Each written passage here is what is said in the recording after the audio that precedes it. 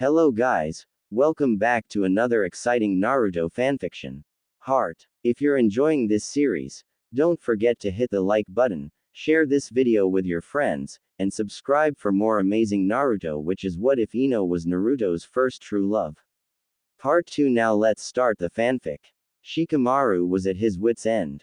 Things had been going downhill ever since the Chunin exams blew up in everyone's face. Why Sakura had to wake him up for that mess was beyond him. Being made a Chunin straight after wasn't supposed to happen either. Shikamaru didn't want the added responsibility, or the workload. But here he was, silly flak jacket and all, regretting ever becoming a shinobi in the first place. The mission to retrieve Sasuke had been, for a lack of a better word, a disaster. For his first mission in charge, it was also a giant stain on his record. No one blamed him. They all made that very clear. But it didn't matter. He had failed, and he knew it. He had failed his friends, his village, his cage, his rank. For Shikamaru, that was enough to make him question himself. Perhaps if he had trained more, not slacked off so much in class, actually pushed himself to be the best he could be, maybe he could have avoided all of this. He supposed none of that mattered now. What was done was done. There was no changing the past, only preparing for the future. Hence his newfound dilemma. Shikamaru wasn't sure if he could trust himself anymore.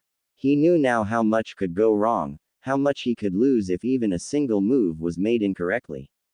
Even if he started now, there was no guarantee that he could improve himself enough to ensure nothing like that happened again. No guarantee that he could think ahead of everything and keep everyone safe. No one had died this time, thankfully. Not that it brought much comfort. It had come too close for that. Too many of his friends had barely scraped by in their survival. Had it not been for Temari, Shikamaru knew he would have died. And Naruto. The Nara had felt sick once he read the medical reports. He wasn't a fool. He knew there was information redacted from Naruto's charts. Figuring out Naruto was the Nine Tails Jinchuriki had been an easy enough puzzle, as was understanding why it was being kept a secret. He never uttered his discovery to anyone, not even to Ino once she developed a strange obsession with the boy. Shikamaru didn't care what Naruto was. Naruto was his friend, and that was all that mattered.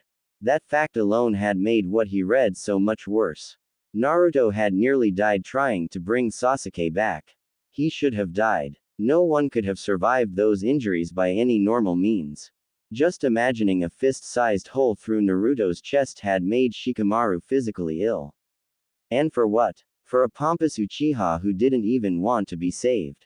How would he have faced Ino if Naruto had died under his command? It's like he doesn't even realize how infuriating he's being. Every time I think he's going to ask me out, he just says something sweet and leaves it at that. And every time I try to tell him I like him, he's oblivious, Ino complained. Are you even listening, Shikamaru? Huh, arg. Why are all you boys the same? Ino said. Shikamaru groaned. He hadn't even kept track of how many times Ino had hunted him down for the sole purpose of whinging and complaining to him. It was like she expected him to miraculously come up with the answer to all her problems. Which he had, and she had completely ignored. For nearly 2 weeks this had been going on, and it didn't stop there. Naruto was also to blame for the headache. The rambunctious boy had come to Shikamaru, albeit with far more courtesy and manners, to ask for help in how to confess his feelings for Ino. He too had not listened to the advice given. That both of the annoying blondes had come to him for the same thing was far too troublesome for a singular Nara. Even his father had turned tail and ran away when Shikamaru tried to ask him how to help the situation. Relationships were not a logical problem that could simply be solved, it seemed, and he was stuck in the middle of it. I've already told you. Naruto likes you. Just spell it out to him clear as day that you like him too and everything will be fine, Shikamaru said. He was starting to feel like a broken record. But how do you know that? Ino asked incredulously. Call it a hunch, he said. For obvious reasons he wasn't going to just tell Ino that Naruto had come to him for advice as well. The less he meddled, the better in his opinion. Besides, if he admitted that, then who knows how long Ino would stick around grilling him for every piece of information he had. It wasn't worth the trouble. Ino pouted. I can't work with a hunch, she said. I need to be sure, Shika. What if I ask him, and he says no? He won't, the Nara thought. And what if he doesn't like me the way I like him? He does. I don't want to wreck what we have, you know. You won't. Why aren't you saying anything? Shikamaru sighed. Ino, trust me, the only wrong move you can make here is no move at all, he said. Now, do you really like him? Truly. Ino blushed and nodded. Yes, she answered meekly. It was still weird to admit, out loud anyway. A year ago, she would have laughed at the very idea of liking Naruto, but now, well, now she knew better. Then go and tell him, to his face, plain and simple, he said. It doesn't have to be this complicated. Yeah, right, Ino said. Says the guy who can't keep his eyes off Tamari.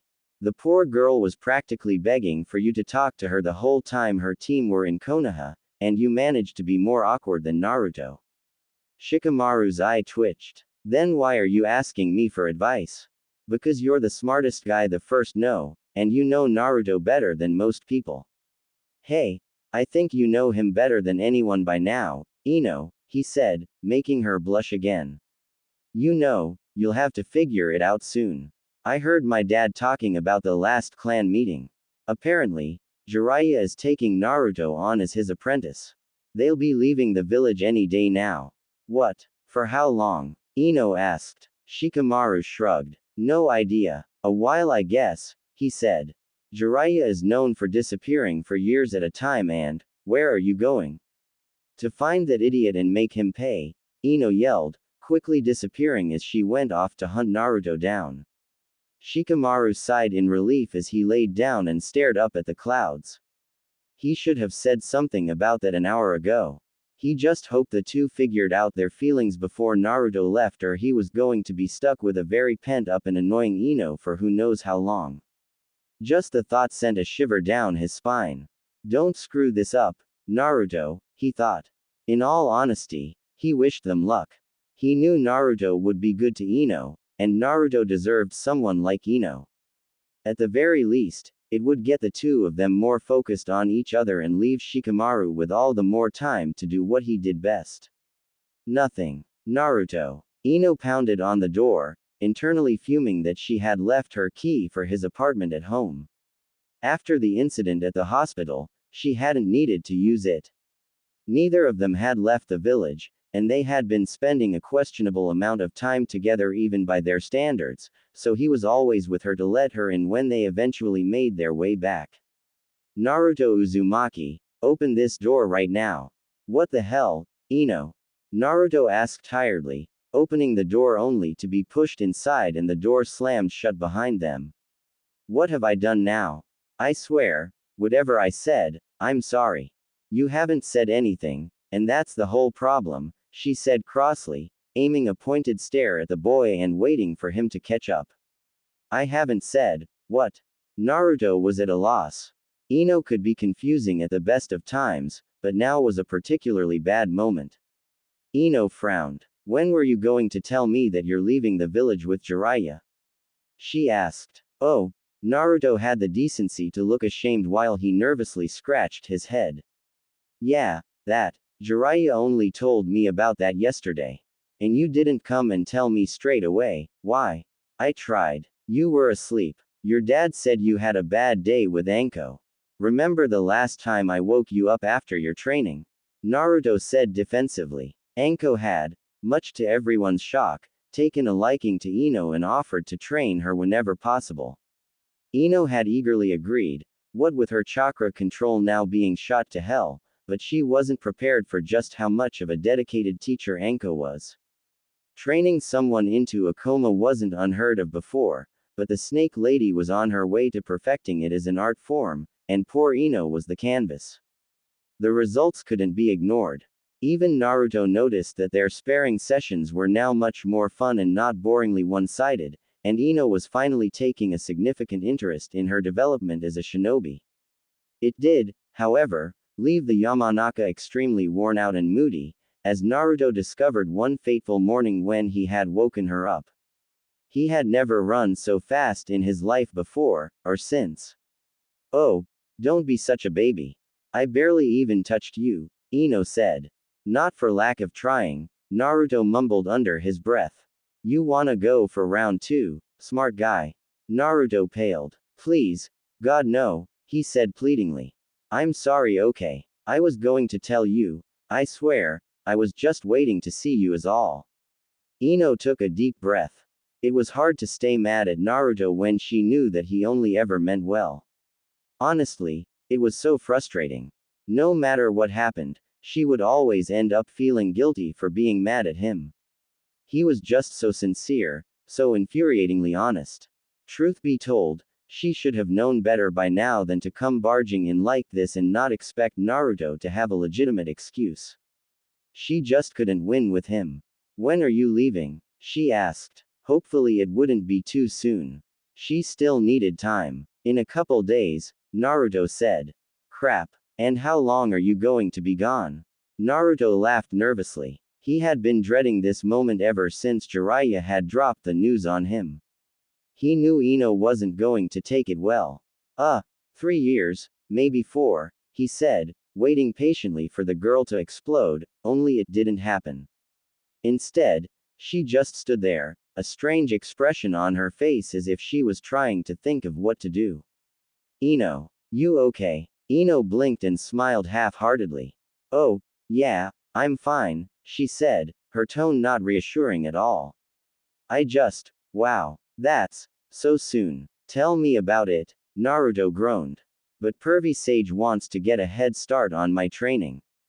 There's, some stuff I need to be ready for. Ino narrowed her eyes. What do you mean by that? Naruto was apprehensive to answer straight away. He trusted Ino, maybe more so than he trusted anyone. She knew him better than even his team now, and she knew about the Kyuubi. There was nothing he felt he couldn't tell her. But he wasn't sure if telling her this would be worth it if it got her in any kind of trouble. The last thing he wanted was for her to get hurt because of him. They are called Akatsuki, he said vaguely. They are hunting the Jinchuriki. 2 of them tried to get me when I went to help find Tsunade. Pervy Sage says they won't stop, so I have to be ready for next time. Oh, Ino wasn't sure what to say to that. It never occurred to her that Naruto's Jinchuriki status would present more of an issue outside of people learning about it and having an issue with it. For people to actively be hunting them though, that was a scary thought. Why didn't you tell me? She asked gently. I didn't want you to worry, he said. Stupid. I know. You would have found out anyway. You're smart like that, but if people are coming after me, I didn't want you getting caught up in it. You're my best friend, Ino. I don't want you getting hurt because of me. Ino walked up to him and punched him in the arm, hard. That's for being an idiot. Yeah, I deserve that, Naruto said with a smile, rubbing his arm. Ino was much stronger than he remembered. Well, I guess we better do something before you go running off, Ino said. How about dinner? Get all the rookies together to see you off. Yeah, that's a plan. What do you think? Naruto hummed thoughtfully. I dunno. I don't want people to come out just for me, he said. It'll feel weird. Can't just me and you go. You and Sakura are the only ones I have to really say goodbye to anyway.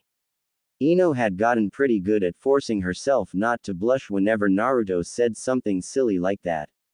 She knew he didn't mean it the way she wanted him to, but that didn't mean each and every moment he slipped up wasn't now burnt into her mind forever. Sometimes she wondered if he was playing it safe and knew what he was saying, but then she remembered who she was talking about. Naruto was many things, but safe and forward-thinking with his words was never going to be one of them. Were it not for Ino knowing full well that she wasn't ready to go out on a date with him, she would have taken him up on his offer. But she wasn't brave enough just yet. Making herself look like a fool in public could wait until he got back from his training. No, no, no. They will all be happy to see you and say goodbye. Trust me, Ino said. Now, where should we have? Don't you dare say Ichiraku's. Ah, why not? It's the best. Because you always eat there. Besides, I'm organizing it, and I need to watch my figure. I can't afford to stuff my face with ramen if I'll have to spend the next week working it off, Ino said. Naruto rolled his eyes. I don't see what the big deal is. You look great. One night of ramen isn't going to change that, he said, clearly not thinking as he spoke. This boy is going to be the death of me, Ino fumed internally. Why did he have to compliment her without even realizing it? Because I said so, she said sternly. And who made you the boss? I did. About 20 seconds ago. Any complaints? She asked smugly. And before you ask, no, nothing you say will change it. Naruto pouted. You suck sometimes. Ino laughed. She loved winning. Don't be such a sad sack, she said. If you behave, I'll make you some ramen after the dinner. I know you always have room for ramen, and it can be my little treat before you go. After all, who knows how long you'll have to go without my specially made ramen. You'll have to savor it. Okay. I'll do the stupid dinner. But you better not hold back on that ramen, or I'll tell Anko about how it was you that put the dye in her dango, he said. You wouldn't dare, Ino said. Anko still hadn't let go of that prank. She swore to murder whoever it was that had left her with a bright orange stained mouth for 2 days. Ino. You know me. You know I would. How Ino wished she could wipe that smug look off his face, with her foot. You're a real piece of work, you know that. She said. Naruto smiled. I wonder who I learned that from. You trying to say something, smart guy. I thought I was an idiot. You are. Nah. Well, isn't this cute? Anko said, grinning from ear to ear in the biggest failed attempt at innocence she could accomplish. How she managed to slip into the apartment without either of the two noticing was scary enough without her expression. Little Ino's got herself a boyfriend. Wouldn't have been my first guess, but I guess this does explain why you kept running off to the hospital all the time. Ino laughed nervously. Anko-sensei, what are you doing here? What are you doing in my apartment, crazy snake lady? Naruto asked. And how did you get in here? Anko pointed a thumb at the window. You have a thing called a window. Which you, 1, don't lock, and 2, don't seem to be constantly aware of, she said. I have my hands full teaching one blonde idiot how to be a half-decent shinobi. I don't need to be dropping in here to give you any lessons. And if for whatever reason I feel the need, and if get back in here, I will make it the most painful lesson of your life. Naruto grinned menacingly, the evil glint in his eyes making the hair on the back of Anko's neck stand on end. If you get back in here, he began ominously. I'll make sure the whole village remembers what happens to you. Anko's eye twitched. That's a pretty fucked up thing to say to me, she said, quickly turning her attention to an equally unnerved Ino. Just what kind of boys are you into, piggy? Couldn't you have found a normal boyfriend? He is not my boyfriend, Ino seethed, blushing furiously. And don't call me that. Piggy. Naruto laughed. I thought only Sakura got away with calling you names. Oh crap. He ducked, narrowly avoiding a small pot plant aimed for his head. Hey, that one was a present from you. Go ruin your own plants. Don't ever say that around me again, or I swear, Ino let the threat hang in the air. Or you'll what? Break more stuff that you paid for. You guys are adorable, Anko said, happily watching her new favorite form of entertainment. But sadly, I am here on business. You'll have to cut it short. Huh, what do you mean? Ino asked. Anko pointed at Naruto. I gotta steal your boyfriend for a little while, she said. Lady Tsunade wants to talk to you about something. And before you ask, I don't know, and I don't wanna know. So don't try and drag me into anything. Aw man, do I have to? Naruto whined. I was supposed to go and have ramen with Iruka-sensei today. Iruka? You say, Anko said. Is he still single? Naruto and Ino gawked at the woman. You can't be serious, Ino said. Anko shrugged. He's cute, and good with kids too. If he can put up with you two for all those years, imagine what else he could put up with.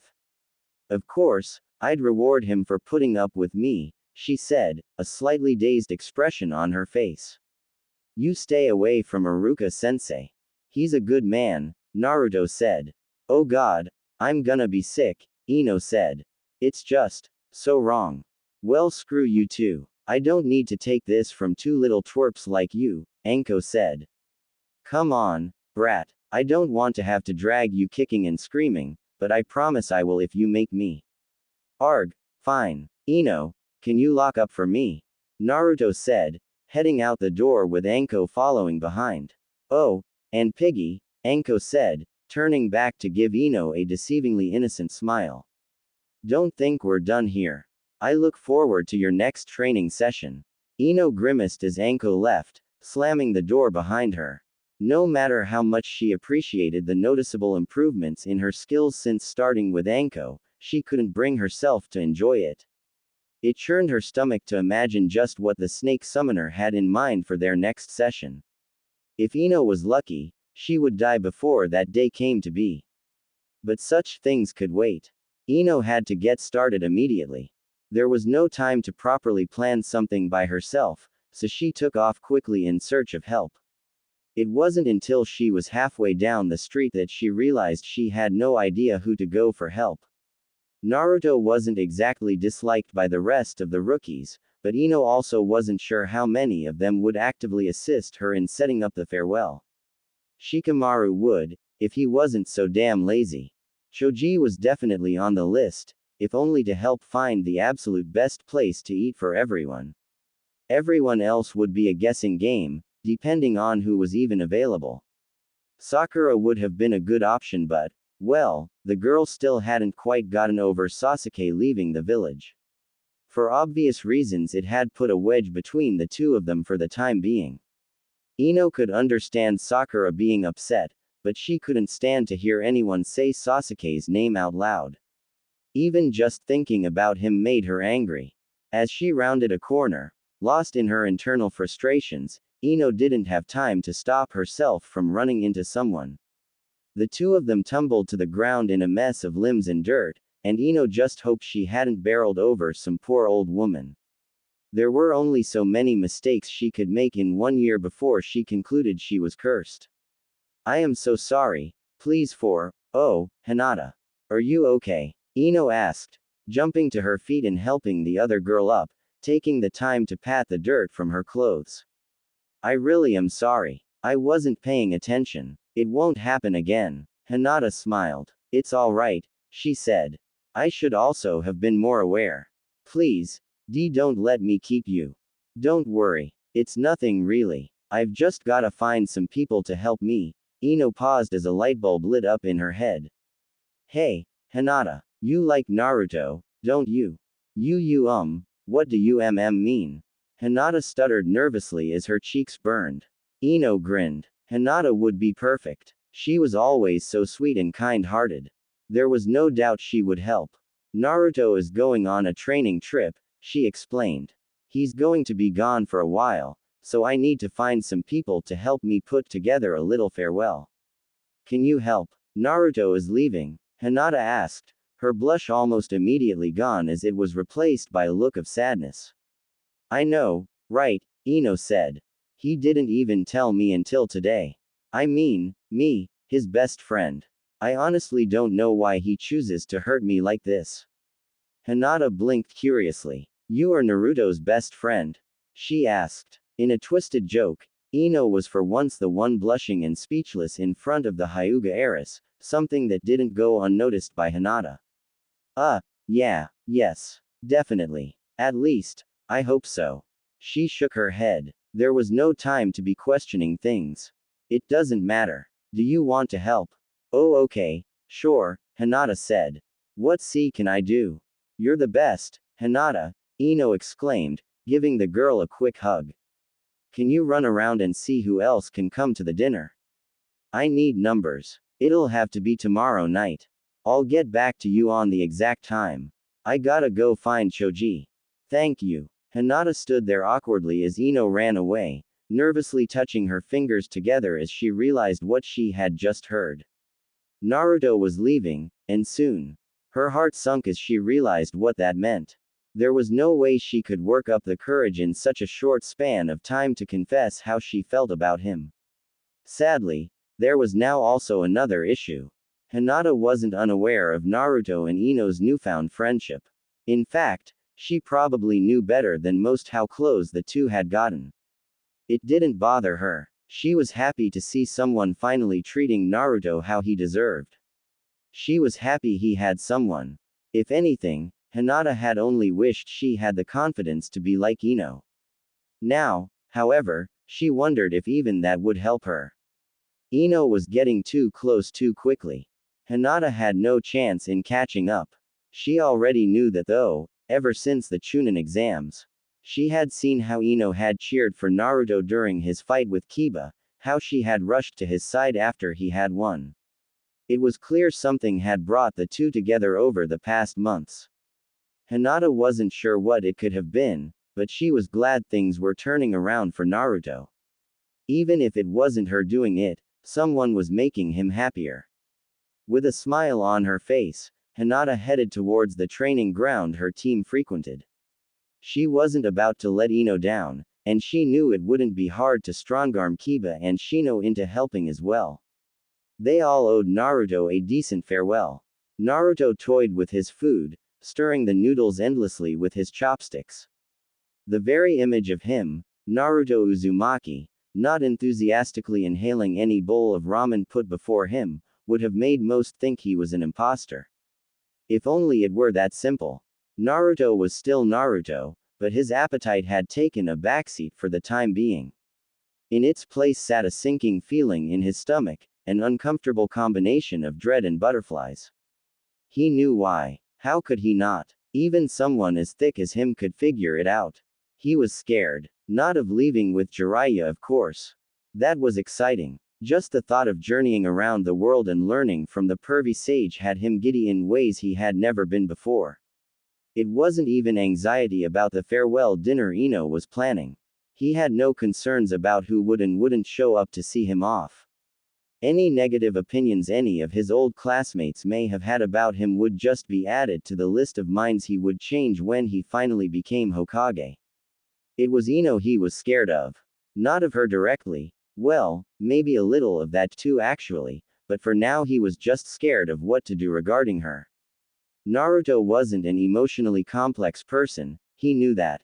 But he also knew that when he felt something, he meant it with every fiber of his being.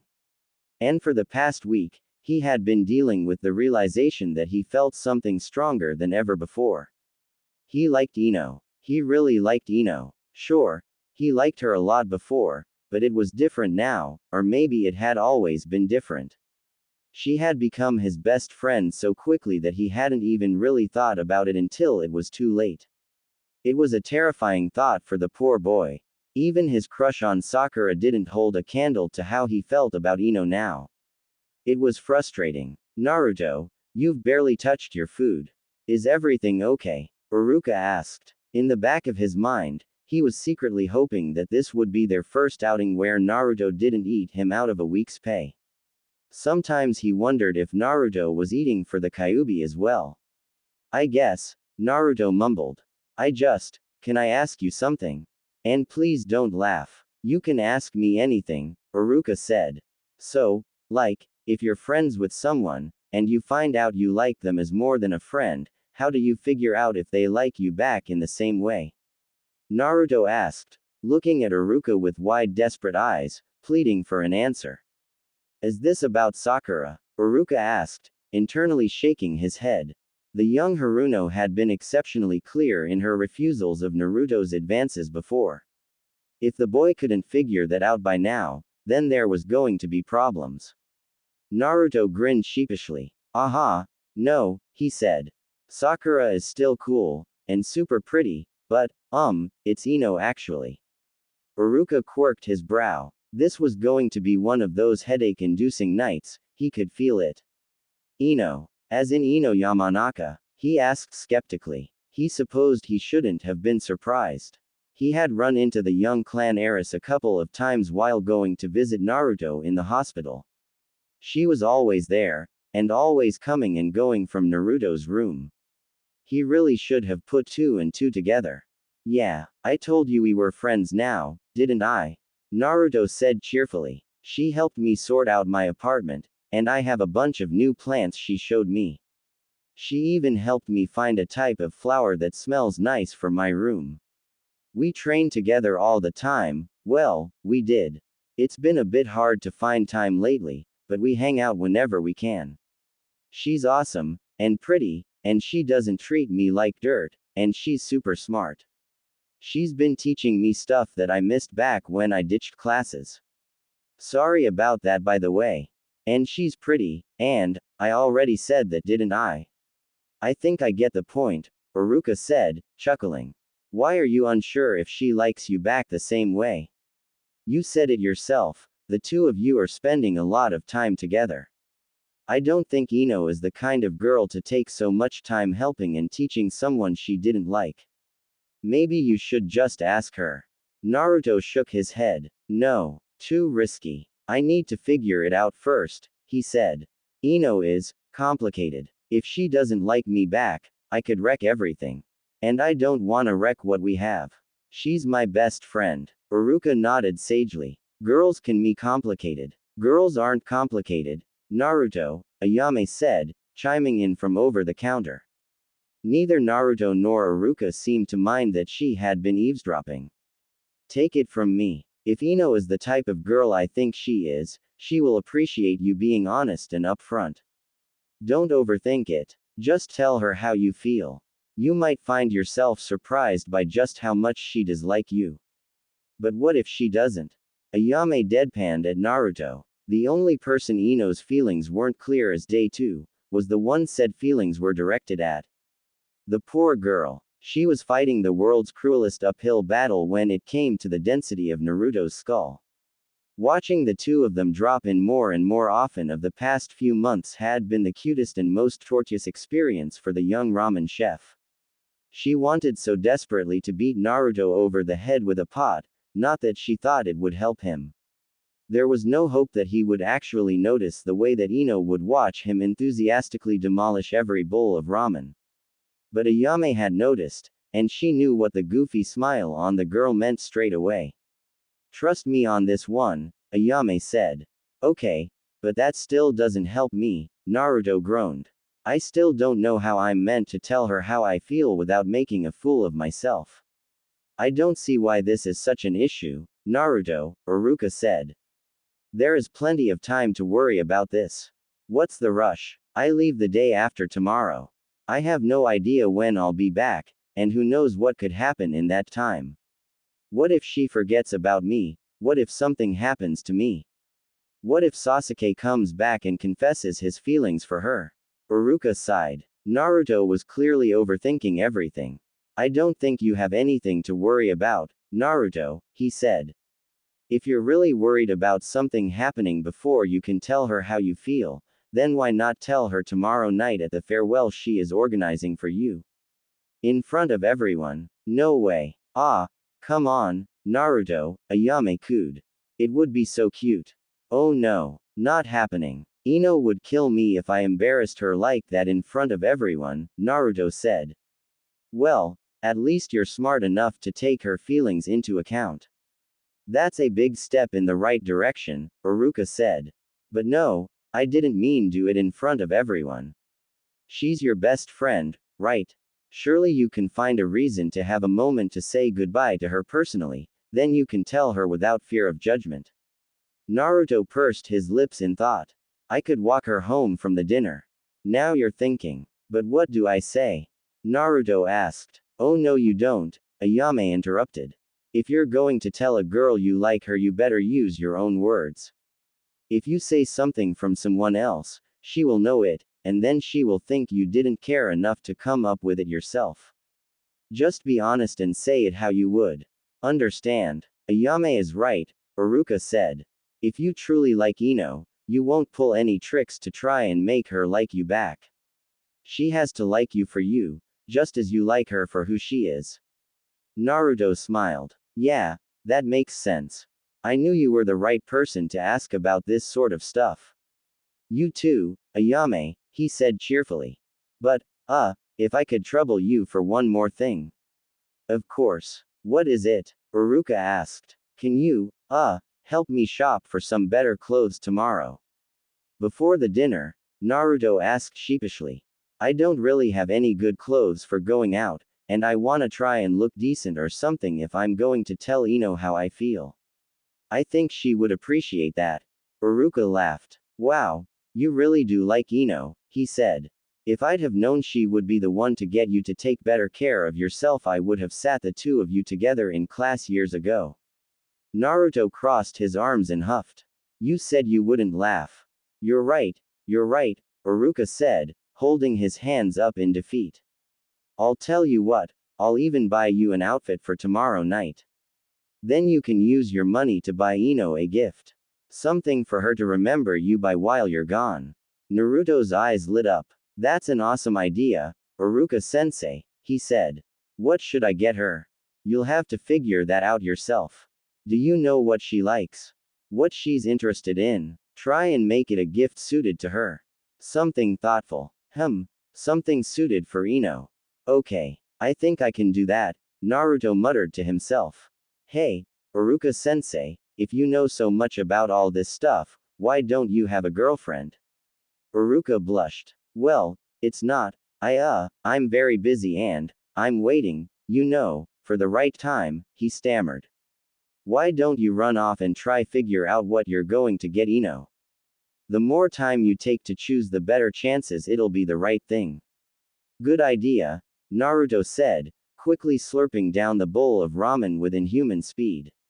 I'll see you tomorrow morning, Uruka-sensei. With a quick thanks to both Uruka and Ayame, Naruto took off down the street. Uruka sighed in relief as he was left to finish his meal in peace. Naruto meant well, but damn it if he didn't somehow find himself in the strangest situations. Ino Yamanaka, of all people, seriously. The boy was stubborn enough without someone like Ino challenging him. Why couldn't he find a nice quiet girl that would calm him down? Not that it mattered. Uruka would be happy as long as Naruto found someone who treated him right.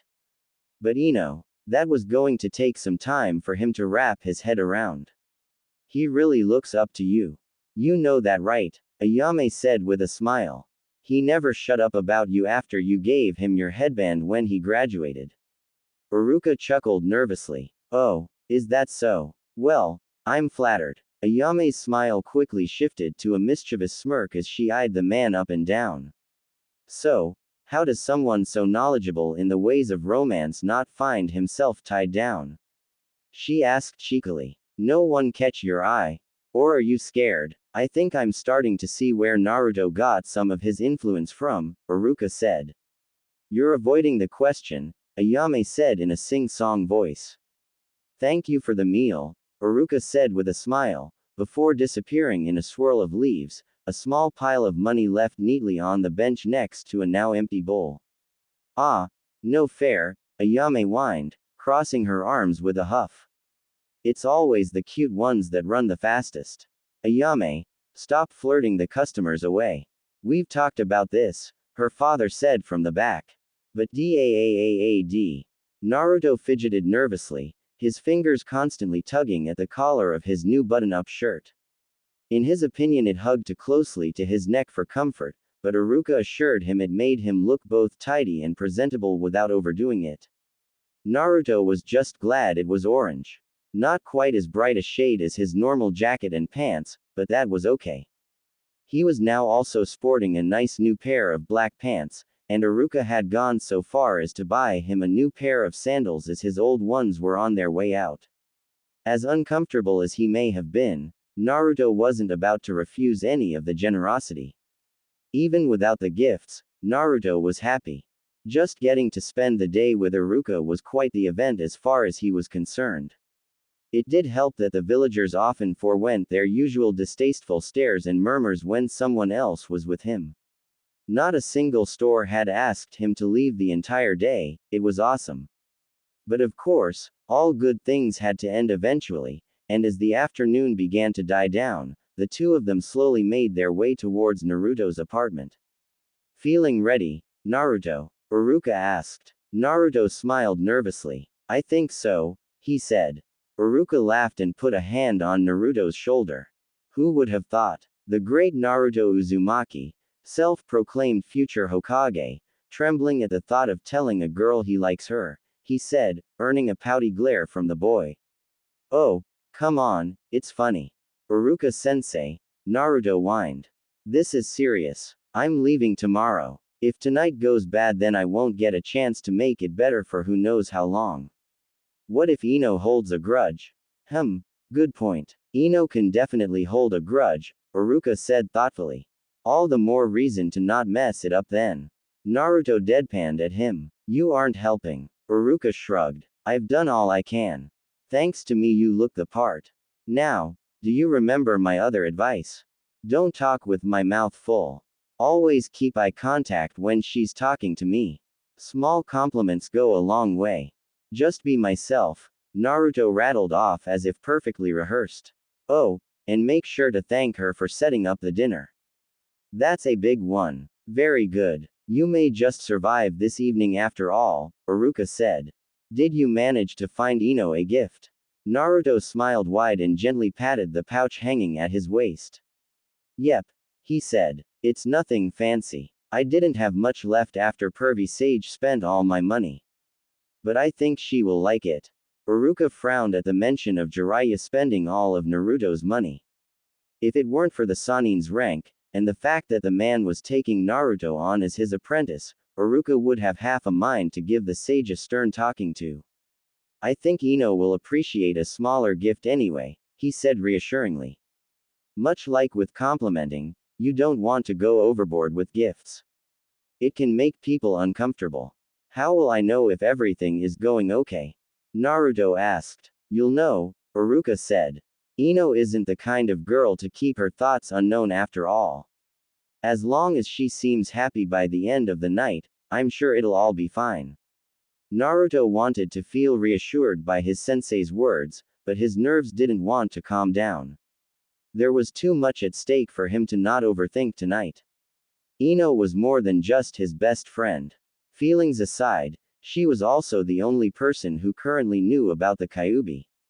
She was the one he knew he could trust the most of all his comrades. That alone meant running the risk of upsetting her or pushing her away was a terrifying thought. Deep down, Naruto knew he shouldn't be worried. Ino was, as he had found out firsthand, an incredibly kind and caring person. No matter how badly he might screw things up, there was always the hope that she would find it in her heart to forgive and forget.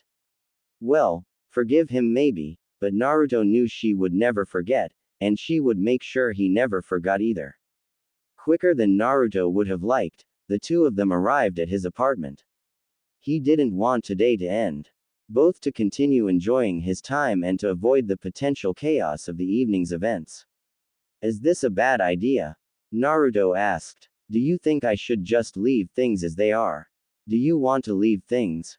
Uruka asked. Regret is a complicated thing. In our line of work, playing it safe is admirable, but it can lead to other problems down the line. What does that mean? Uruka knelt down and smiled. It means don't get caught up on what could happen. You have the rest of your life to fix things if they go wrong, but you only have right now to see if they can go right, he said. If you don't tell Ino you like her, then you'll never know if she likes you back, and you'll spend more time than you'll be proud of sulking about what could have been. Being a shinobi is about putting everything on the line for what you believe in. You've already risked your life for the village several times, I think you can risk your feelings for Ino, don't you? Naruto nodded, and before Uruka could stand back up, he lunged forward and caught the man in a hug. Thank you, Sensei. I really appreciate this. Everything. You. Uruka gently wrapped his arms around Naruto and returned the hug. Well, it wouldn't do me any good if I didn't stay on the future Hokage's good side, now would it? He said with a laugh. Pulling back from the hug, he patted Naruto on the shoulders and straightened his shirt back out. So, where are you off to? Naruto blinked. I don't know, he said. Ino just said she was going to organize a dinner. No idea what she came up with. In that case, it might be wise to just stay here. I'm sure Ino will come and find you. Iruka stood up and gave Naruto a thumbs up. You got this. To say Naruto was nervous would be a hilarious understatement. As soon as Iruka left him to his own thoughts, he became an internal rambling mess. The only upside was that he could practically feel the irritation emanating from the Kyuubi within him. Apparently, a giant immortal fox wasn't all that hard to annoy. He was too afraid to do anything out of fear of messing up his new clothes. Despite his growing hunger, he didn't even dare to make a quick bowl of instant ramen. Something told him that Ino would know if he did, and he didn't want to seem rude by not eating wherever she had planned to go. Thankfully, he didn't have to wait long. Naruto, you here? Ino asked, letting herself in. Coming, Naruto called out, quickly leaping from his bed and rushing to the door. I was worried you might have been waiting for me somewhere. He froze as he finally caught sight of the blonde, his jaw dropping. Wow. Ino blushed, both because of Naruto being stunned by her appearance and because she couldn't help but return the gesture. Since when did Naruto have nice clothes? What are those? She asked, gesturing to all of him. I have been through your wardrobe. Those were not in there. Naruto snapped out of his stupor. Oh, Iruka helped me pick out some clothes for the dinner. Did they look alright? He asked, spinning around to give her a full look. He wasn't sure if that was necessary, but Ino had always done a little spin when showing off new clothes, so he figured it was appropriate. I knew he would clean up well, Ino yelled inside her head as she smiled. The little spin was also adorable. Quite good, she said. Iruka, I guess even he couldn't pry you away from wearing orange, but at least he chose a good shade. Really suits you. It was a fair compromise, Naruto said with a laugh. Ino smirked as she took a step forward. And what about me? She asked, taking far too much joy in the fear quickly appearing in Naruto's eyes. How do I look? She gave him the same courtesy, spinning around on the spot to give him a full view. The only difference was she knew what she was doing. Her spin was slow, graceful, and devilishly intended to catch Naruto off guard. Ino was proud of her appearance, even in the more casual outfit she had chosen for the night. A black knee-length skirt that billowed around her as she spun and a dark purple top with one loose-fitting sleeve on her left arm, all brought together with her somewhat shorter blonde hair that she had chosen to let hang down for the night. At least it was growing back now. It had been difficult for her to allow herself such a laid-back look, but she'd be lying if she said she didn't need it. She wanted as much comfort for tonight as she could get. Besides, if Naruto's blush was anything to go by, then Ino was happy with her decision. Well, Naruto gulped and repeated all of Iruka's advice over and over in his head. You look great, he said, grinning as wide as he could to hide the fear. He hoped that was the correct answer. Ino rolled her eyes and smiled. Naruto, when a girl asks you how they look, you're supposed to say beautiful or pretty. Something along those lines, she explained. But you didn't say something stupid, so I guess there is improvement. You're always really pretty though. I thought you were talking about your clothes, Naruto said, scratching his head thoughtfully. He would have to be more careful in his responses if he wanted tonight to go well. Time to go, Ino said quickly, grabbing Naruto's hand and dragging him behind her as she left. There was no way she was letting him see how red her face was right now. Even someone as thick as him wouldn't be able to ignore such a blush. As the two of them walked, Naruto was all too happy to recount his day spent with Iruka, making sure to leave out the advice and gift side of things. Ino, for her part, finally got to vent her frustrations about how difficult the rest of the rookies could be when trying to organize something. Choji had been the easiest of all. As soon as food was mentioned, he was on board. Strangely enough, things only seemed to start coming together smoothly once Hinata got properly involved. Ino wasn't sure what that girl did, but she had never seen Shikamaru and Kiba so keen to help out before. Everyone else fell into place naturally, and much to Ino's delight, no one gave the slightest inkling of not wanting to attend due to some sort of dislike of Naruto. The only person who couldn't be accounted for was Sakura. Ino had tried to find Sakura, albeit half-heartedly. It wasn't that she didn't want the girl there, it was just that Ino knew Sakura wasn't quite over Sasuke leaving. She had taken their comrade's betrayal worse than anyone. Ino wasn't sure if inviting her would have been a good idea even if she had found her. Seeing her last teammate off while still coming to terms with the loss of the other might be too much. As such, Ino had opted to leave an invitation with Sakura's parents. She hoped Sakura would attend, if only for Naruto's sake, but she doubted anyone would blame the girl if she didn't make an appearance. Naruto couldn't help but grin as everyone greeted him when he and Ino entered the restaurant. Apparently Ino had planned for everyone to already be here before him. Hey guys. Thanks for coming. Like some of us had a choice, Shikamaru said, ignoring Ino's glare as he smiled at Naruto. Yeah, some of us could have found better things to do with our time, ya know, Kiba said with a grin. Don't listen to them, Naruto. Nothing is more important than celebrating the progress of our comrades, Rock Lee said loudly.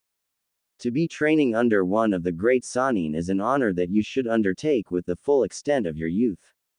Everyone sighed. Thanks Lee. I'll try my best, Naruto said, he and Ino taking their seats next to each other before being barraged by everyone.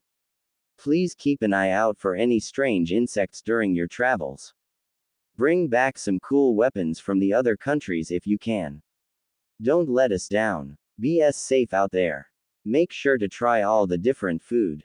Eventually everyone got a turn to congratulate Naruto and make some sort of request of him during his journey. The mood never dulled as everyone enjoyed each other's company, eating and drinking to their heart's content. Choji had gone above and beyond, making sure that there was at least one of everyone's favorite dishes available at some point through the night. The only thing that stood out as strange the whole time was the fact that Naruto and Ino were dressed up while the rest of the rookies had all shown up in their usual gear. Not that anyone was game enough to comment on that. Hey, what's with the get-ups? Kiba asked, eyeing the two blondes suspiciously. Why are you two dressed up like, ow? Hinata. Don't be rude, Kiba, Hinata said. Naruto snickered at the boy. I thought there might be a dress code or something, he said. I'm still surprised they even let you in looking like that, dog breath. My breath is not that bad, Kiba exclaimed, only to shrink back as everyone gave him a knowing look. Well, what's your excuse, Ino? Got a date after this or something? Ino smirked. Why, are you jealous? She asked, earning a chuckle from the group. Kiba, not even slightly wounded by her words, puffed his chest out proudly and grinned. Me? Jealous? Ha!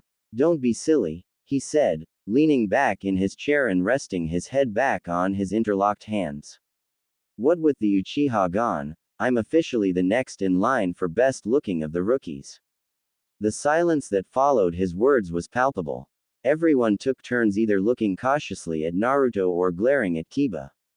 The idiot should have known that Sasuke was an off-limits topic for tonight. It wasn't a secret that Naruto felt like a failure for not being able to bring his teammate back, and no one needed to remind him of that. For several tense seconds, everyone waited in fear, expecting the blonde to have an outburst or excuse himself under some lame excuse. By the time Kiba caught on to what he had done wrong, even he was beginning to worry about what was going to happen. Hey, Kiba, Naruto said, immediately getting everyone's attention. His face was blank, unreadable, his eyes seeming to peer into Kiba's very soul. Are you admitting to us that you find Sasuke attractive? Everyone froze. Kiba's face twisted into an expression best described as what happens when disgust meets horror in a dark alleyway behind a brothel. What? No. That's not what I said. Naruto was now trying his best to hold back his laughter, a toothy grin slowly worming its way onto his face. It's okay. We accept you for whoever you are and however you may be. We're your comrades, Kiba. We're here for you. We support your romantic interest in Sasuke, he said, almost real warmth in his words. Truly a performance worthy of praise. I just wish you'd have said something sooner. I could have put in a good word. No, that's not. Why are you all looking at me like that? That's not what I meant. Kiba spluttered out desperately. Hinata, back me up here.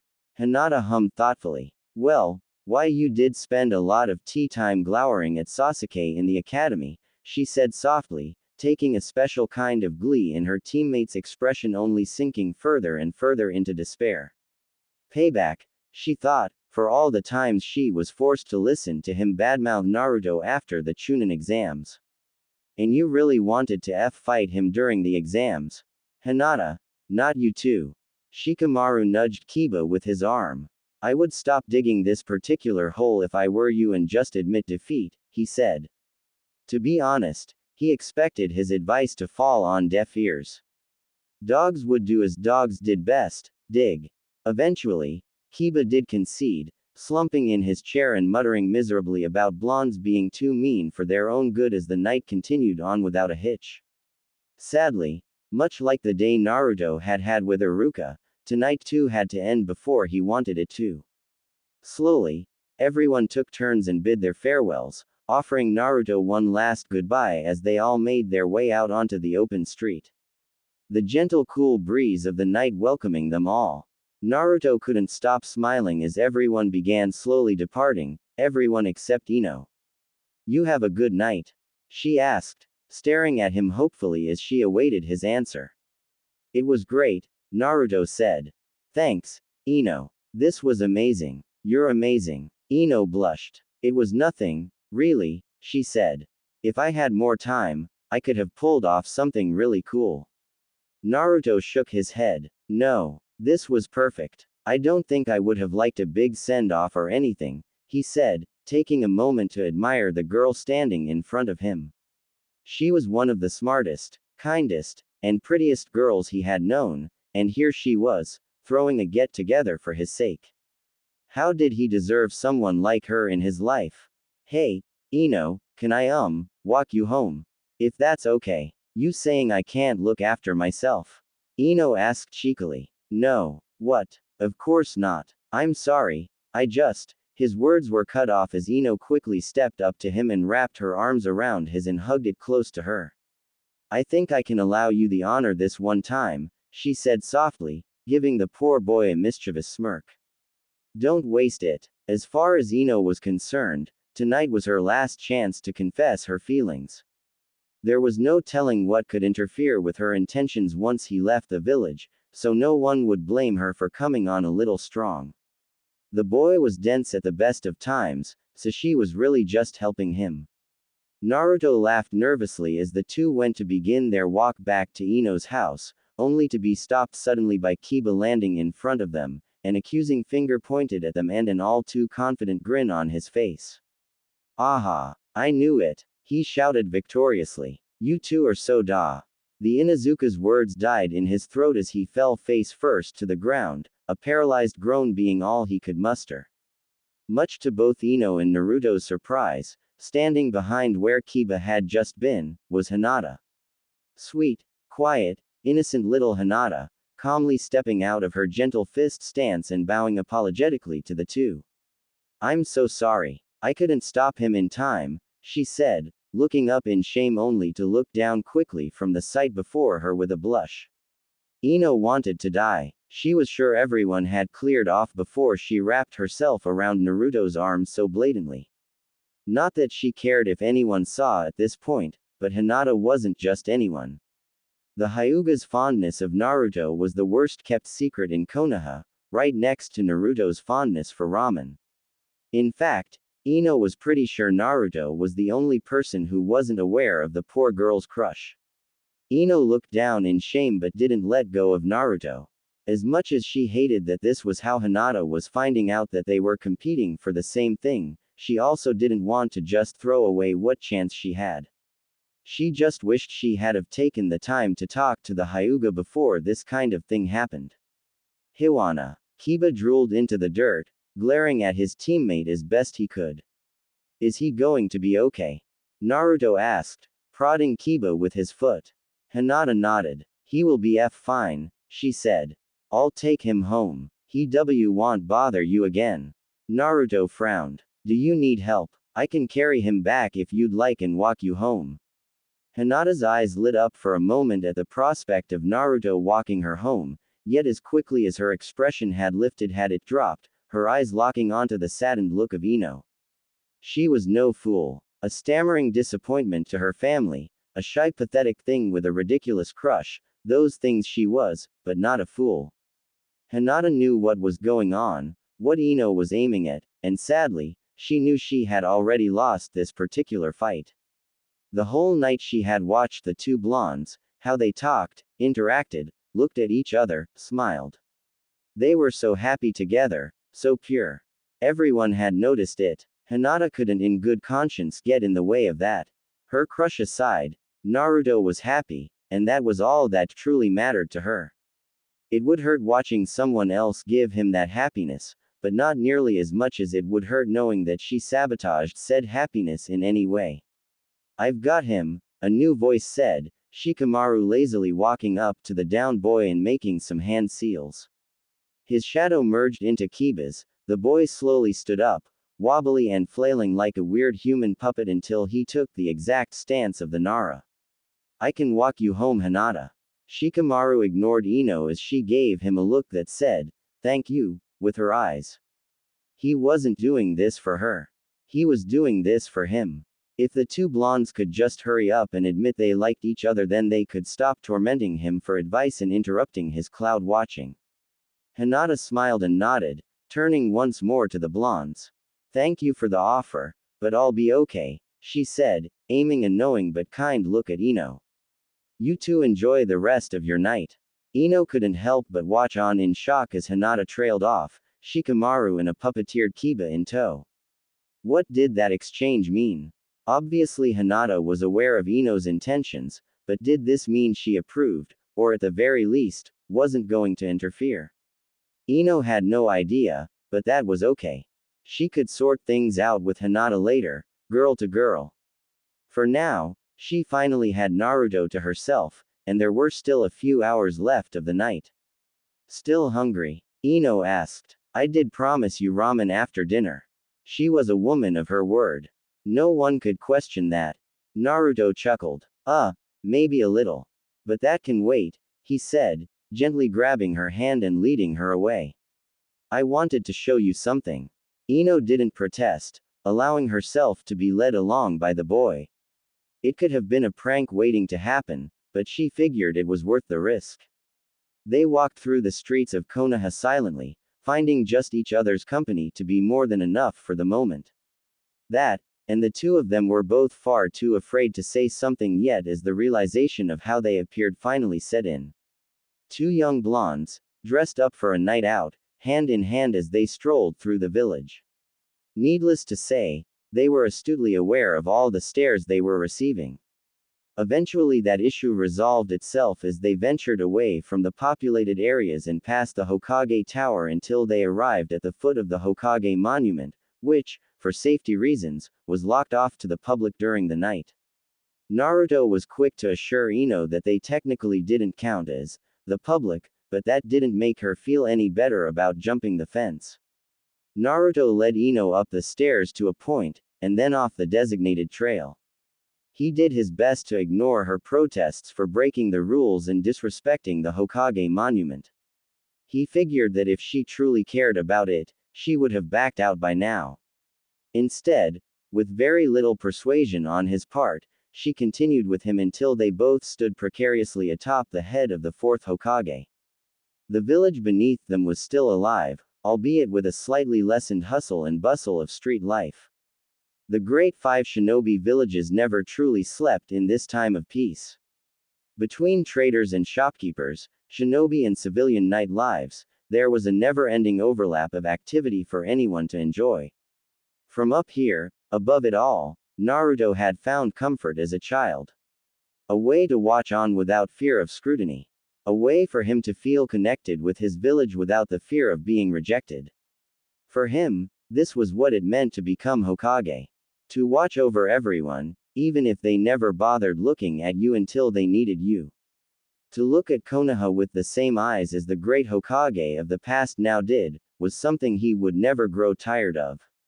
This was the one place in the village he never felt alone, the one place he could truly appreciate his dream and what it would mean for him. This view, this place, it was everything to him. And now, Ino was a part of it too. It's pretty, Ino said, admiring the view herself, still clinging to Naruto's arm. Yeah, Naruto agreed, though his eyes had long since drifted to another view. This is where I go to think sometimes. Ino snorted. You think? Hey, you were wide open for that one.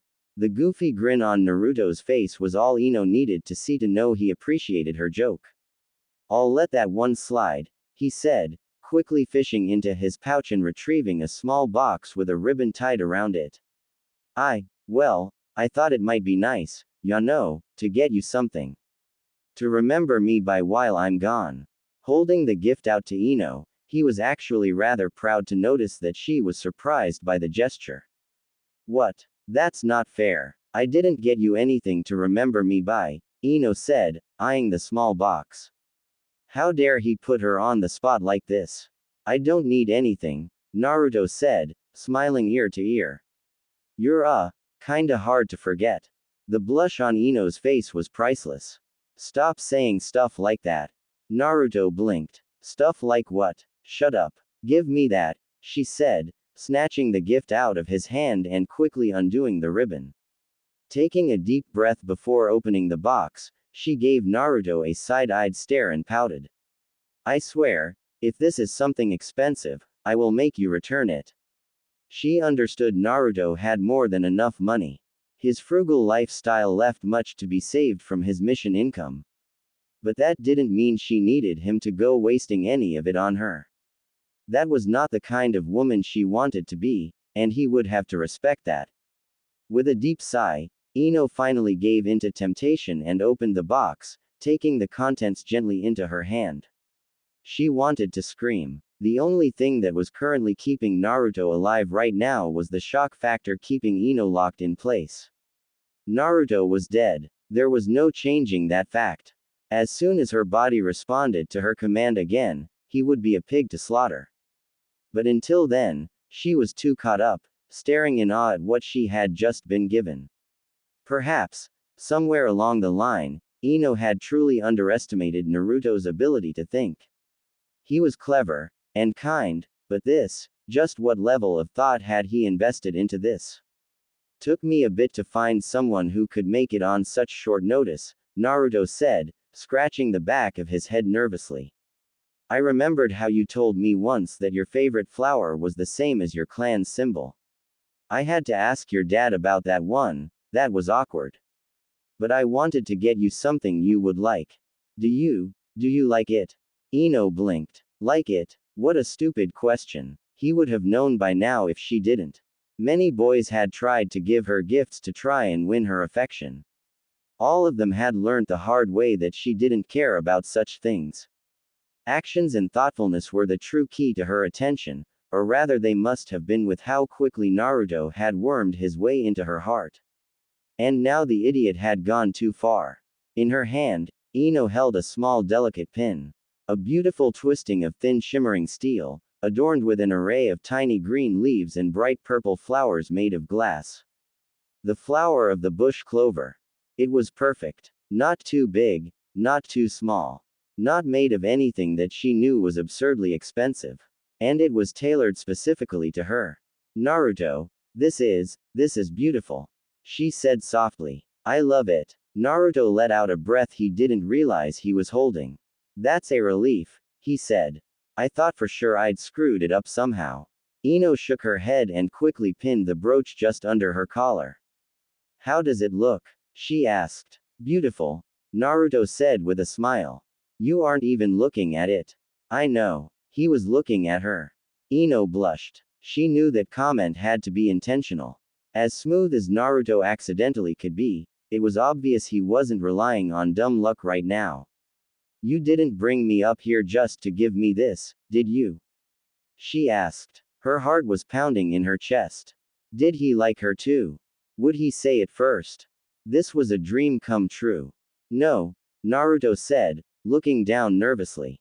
I've been wanting to tell you something for a while.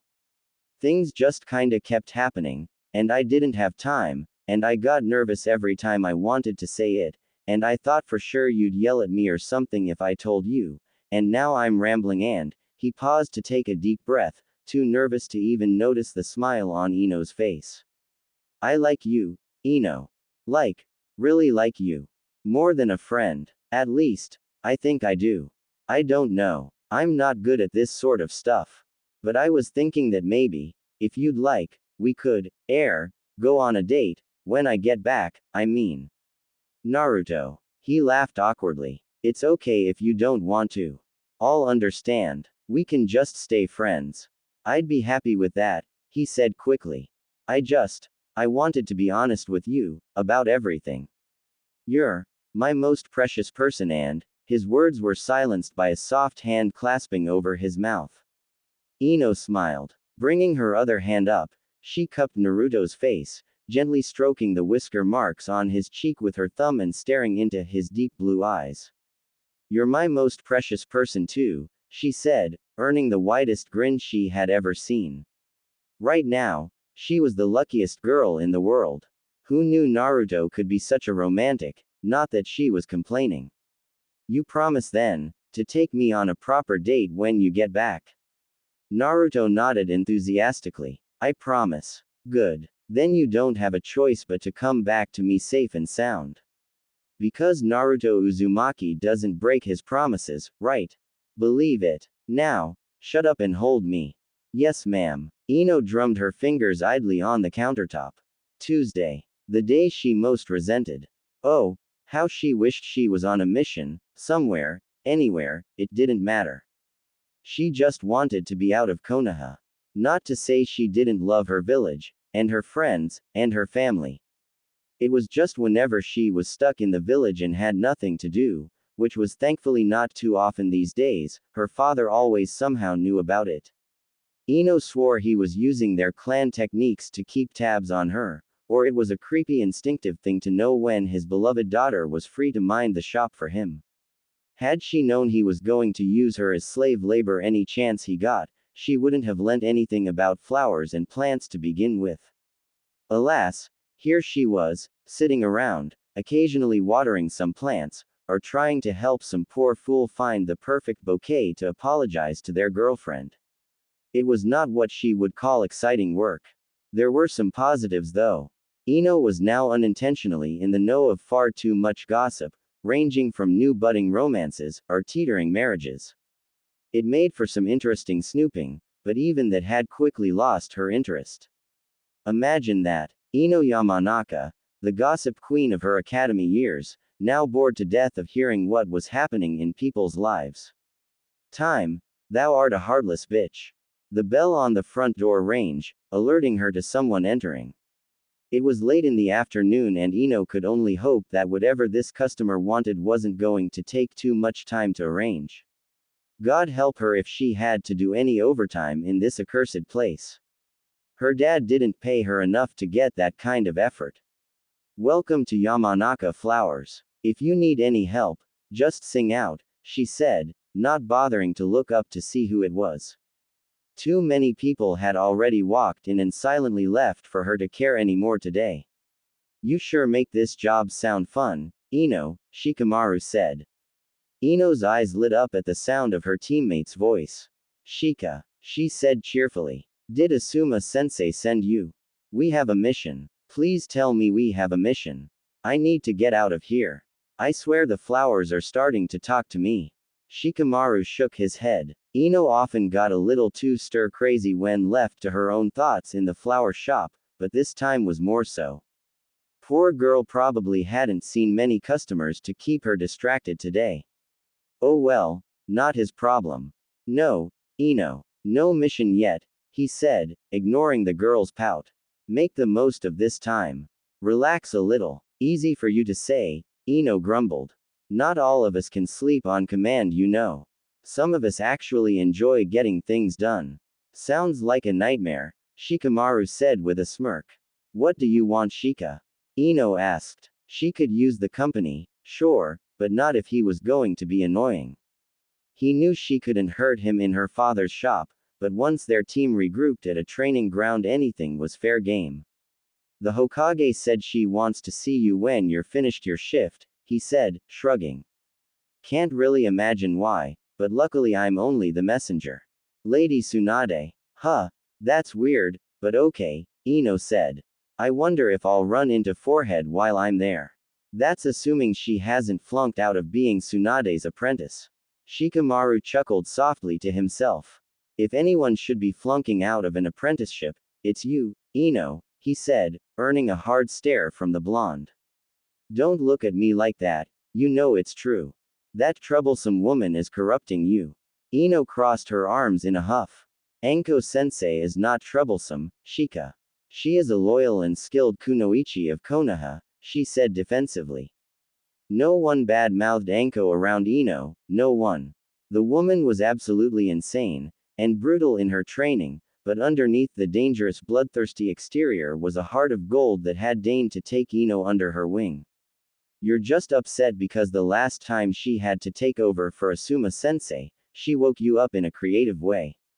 Putting a snake in my pants while I'm asleep is not creative, it is insane, Shikamaru said heatedly, shuddering at the memory of that day. He still couldn't look at snakes the same way. I don't have to be here. You have fun, Ino.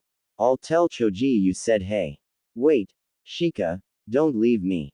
I need someone to talk to. I'm losing and you're gone. You ass, she said, dropping her head to rest on her hands. The hours were not going by fast enough. Having responsibilities was bullshit. Sadly, Ino wasn't stupid enough to fool herself into thinking that being in the flower shop was her problem. It was making things worse, but it wasn't the cause of her frustration. No, she owed her mood to none other than Naruto Uzumaki. It had been over a year now since he left, and she hadn't heard a peep. Not one letter written for her, and it wasn't like she could send one to him. No one knew where he and Jiraiya were. That was the point. Ino figured that also meant he had to be careful sending any letters to begin with, but it still hurt. Couldn't he have used the toads like Jiraiya was to keep the Hokage updated? So far, the only comfort she got was the rare confirmation from Tsunade that the pair were still alive and well. It was good, but Ino wanted more. She wanted to know how he was going, the sights he was seeing, the training he was doing. Ino wanted to know everything, but she also knew she didn't want to simply read it. She wanted Naruto here, to tell her in person. No written word could replicate the excitement he could tell a story with. Oh, how she longed to have another late night with him, the two of them just yapping away like idiots until one of them realized that her father would likely be worried about her not being home yet. Those were such good memories. As soon as Naruto got back to Konoha, Ino swore that he wasn't allowed to do anything until they spent all night catching each other up to date on everything. Even his promised date night could wait until that was out of the way. With a deep sigh, she resigned herself to the fact that she just had to wait, like everyone else. There was no point stressing when she knew he was coming back at some point. He had promised as much. Even the Shinigami likely knew better than to get in the way of that promise being broken. Quickly glancing around, Ino made sure no one was around before pulling out a small brightly colored book from under the counter and opened it back to where she had left off. A bright blush on her face, Ino couldn't help but giggle perversely as she read. Who would have known that Naruto's new sensei had such a way with the written word? And to think, she never would have known these masterpieces existed if she hadn't, accidentally, hit Kakashi with her mind jutsu. The world worked in mysterious, suspiciously perverted, ways.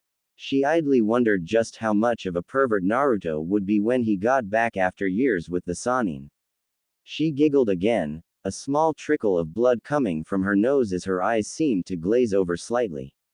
Ino hoped Jiraiya didn't completely destroy Naruto's innocence and charm, but damn it, he had better come back with a healthy curiosity, or so help her she would cry.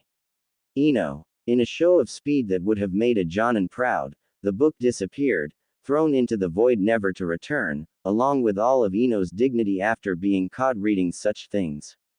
With a practiced smile, she looked towards the owner of the voice, doing her best to act as if nothing was wrong. That's right, nothing happened here.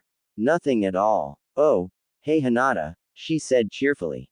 How the timid Hyuga had managed to sneak up on her was neither here nor there.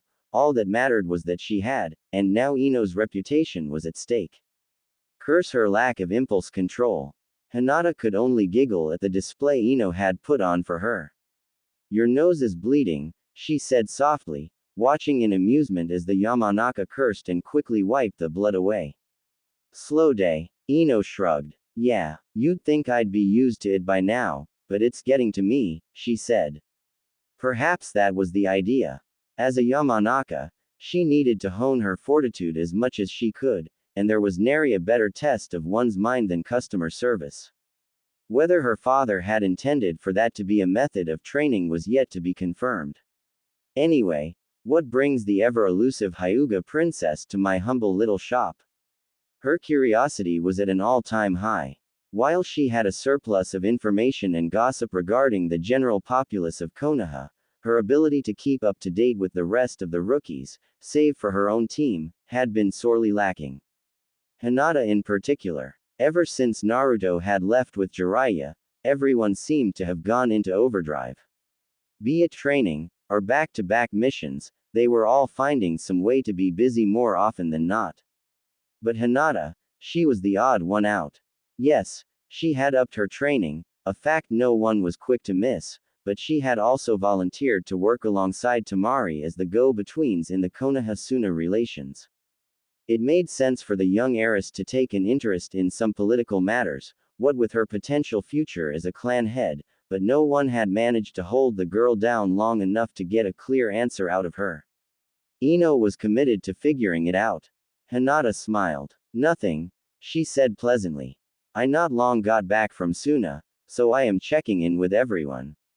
Gaara escorted me back. You should say hello while he is here. I take it everything is still going well then? Ino asked. The memory of Gaara's rampage was still fresh in everyone's mind, but the boy had come a long way since then.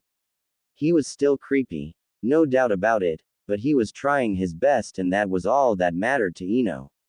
Apparently, Naruto's beatdown had given him a new outlook on life.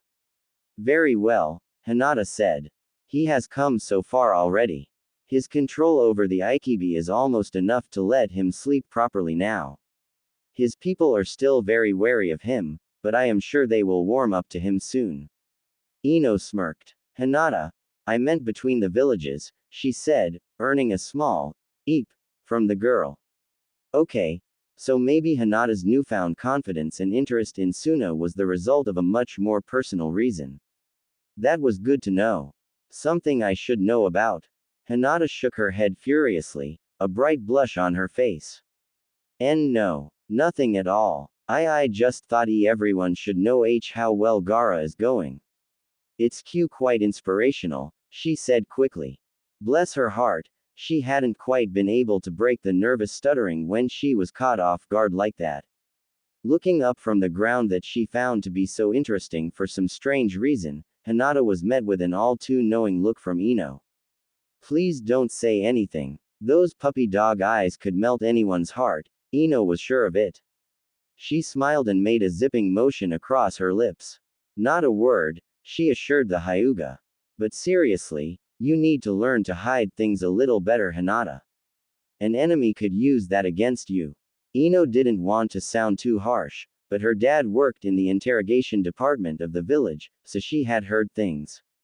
Using someone's feelings, especially a kush, against them was to be expected in their profession. Hinata had both a pure heart and a lot of skill. Normally that combination would lead to an early grave, although Ino hoped Hinata would be the exception. To be completely honest, Ino was just happy that Hinata was allowing herself to consider other prospects in the romantic scene. It had been a depressing couple of months after the Hyuga's discovery of Ino's own feelings for Naruto. The two of them had never come to blows over the matter. In fact, now that Ino thought about it, they hadn't brought it up at all whenever they did run into each other. Ino had intended to apologize to her friend for so rudely moving on her own feelings despite knowing how Hinata felt, but the right time never came up. Not to say Hinata ever acted as if she was owed an apology. If anything, Hinata seemed happier. It didn't make sense, but Ino wasn't going to take it for granted. If Hinata wasn't going to make a fuss about the whole thing, then neither was she. I know, Hinata said softly, a brief expression of sadness quickly being replaced by one of determination. Actually, if it's okay, that is part of the reason I came to talk to you. Ino blinked owlishly. Okay. Hinata bowed slightly. Would you help me overcome myself? She asked in her best formal Hyuga ass-kissing voice. Her father would likely murder her if he saw what was transpiring here, but oh well. Help you? How? Ino asked unsurely. This was the last thing she ever would have predicted. What kind of help could she offer someone like Hinata anyway? Like a switch had flipped, Hinata was back to her nervous self, avoiding eye contact and poking her fingers together. Well, you've always been so confident, and sure of yourself. I was hoping that maybe, if you didn't mind, you could help me be more like you, she said. I don't want to be weak anymore. Ino reached over the counter and flicked the girl's forehead. You are not weak, Hinata, she said crossly. Don't ever say that again. There's nothing wrong with being a little nervous sometimes. You just have to work on controlling it and powering through, which I know for a fact you can do. You don't have to be like me either. You are your own beautiful person. Don't go ruining what makes you who you are by trying to copy other people, it never ends well. You just have to believe in yourself, Hinata, just like how the rest of us believe in you. Hinata's eyes widened. Why you all believe in me? Of course we do, silly, Ino said. If we didn't believe in you then we wouldn't be able to trust you with our lives while out on a mission. Everyone believes in you. Trust me on that. You just have to start doing it for yourself, okay? Damn, when did she become a pep talker? This would have been so much easier if Naruto were here. He was the really gifted one when it came to talking sense into people. Maybe not for Hinata though, assuming the girl could stay conscious through one of Naruto's speeches. What Hinata really needed was a little kick, that's all. She had so much potential just waiting to be unleashed. It was just too bad that Ino didn't have the heart to push the girl hard enough to make a difference. But perhaps she knew someone who did. Oh, Ino, you fiend, she thought to herself while outwardly putting on the sweetest smile she could. Actually, if you really think you need help getting out of your shell properly, then I think I know the perfect person, Ino said. Was she really about to do this to poor sweet Hinata? Yes, she was. I will warn you, it won't be pleasant. You can only ask this person for help if you're serious about it. Hinata steeled herself and looked Ino dead in the eye. I am, she said. For too long had she been held back by her own lack of confidence. If Ino truly knew someone who could help her, then she would take whatever challenge awaited her head on. She owed it to her friends who trusted her, to her family, and most importantly, to herself. She needed to improve. Excellent, Ino chirped, clapping her hands together. She pulled a piece of paper out and quickly wrote something down before folding it and scribbling something on the other side. Here, go to this address and give her this note. Don't let her scare you away either. She might seem rough, but she will do her best to help you if you ask. Hinata accepted the piece of paper gratefully and smiled at Ino. She knew coming to the blonde was a good idea. Kurenai was kind but seemed too content to let Hinata work things out for herself. Surprisingly, it had been Tamari of all people who had helped her improve as much as she had in the last year. The older Suna Kunoichi was quite the infectious personality it seemed. Spending time in Suna had done wonders. Thank you, Ino. This means a lot to me, she said, bowing once more and heading to leave. Hey, Ino said, getting Hinata to pause. You said there was something else you found me for. What was it? Oh, Hinata blushed, albeit not as bad as usual this time. Well, I don't want to intrude.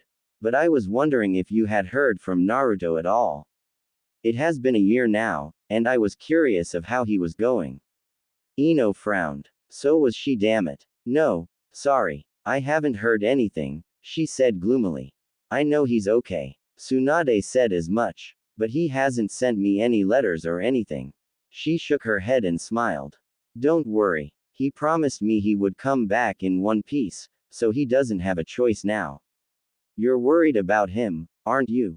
Hinata asked. Of course I am, Ino exclaimed. I mean, come on. A whole year and not a word. And he could be gone for a few more years yet. What am I supposed to do? What am I supposed to think? What if he gets hurt, or killed, or loses his memory or something? What if he found a girl he likes on his travels? Okay. Maybe she was overthinking things, but her concerns were warranted, in her opinion anyway. Hinata giggled, drawing Ino out of her own little world, much to the blonde's horror. You shouldn't worry about Naruto, she said confidently. He is strong, and he is with Jiraiya. He will come back, I'm sure of it. And I don't think he would risk falling for anyone on his travels knowing what he is coming home to. He did promise you a date, didn't he? Ino's eyes widened. No one was supposed to know about that. You followed us. Naturally, Hinata said innocently. I had to confirm my suspicions. Well, fuck. Ino sighed. And here she thought she was going to be able to avoid this topic with Hinata for the rest of her life. So, I guess I should say I'm sorry, huh? What for? Hinata asked curiously. For stealing your crush. Oh, that, Hinata giggled.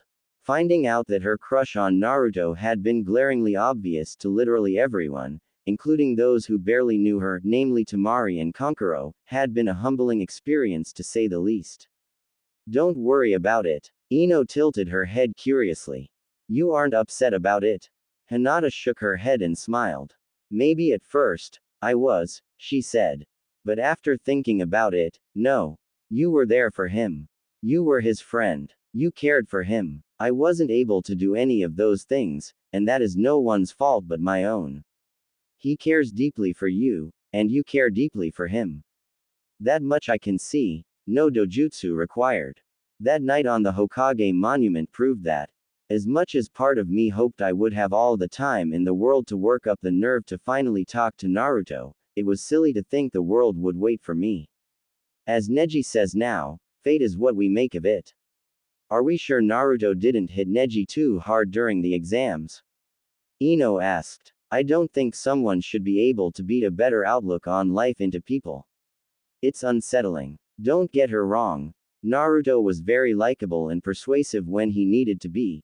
Ino could attest to that, but some of his influence seemed to be unnatural. Maybe, Hinata said, sharing a laugh with Ino at the thought. I'm sorry for interrupting your day, Ino. I should be going to find my team now. Kiba is likely very keen to go out on a mission now that I am back. That's okay. You're welcome any time, Hinata, Ino said, waving the girl goodbye.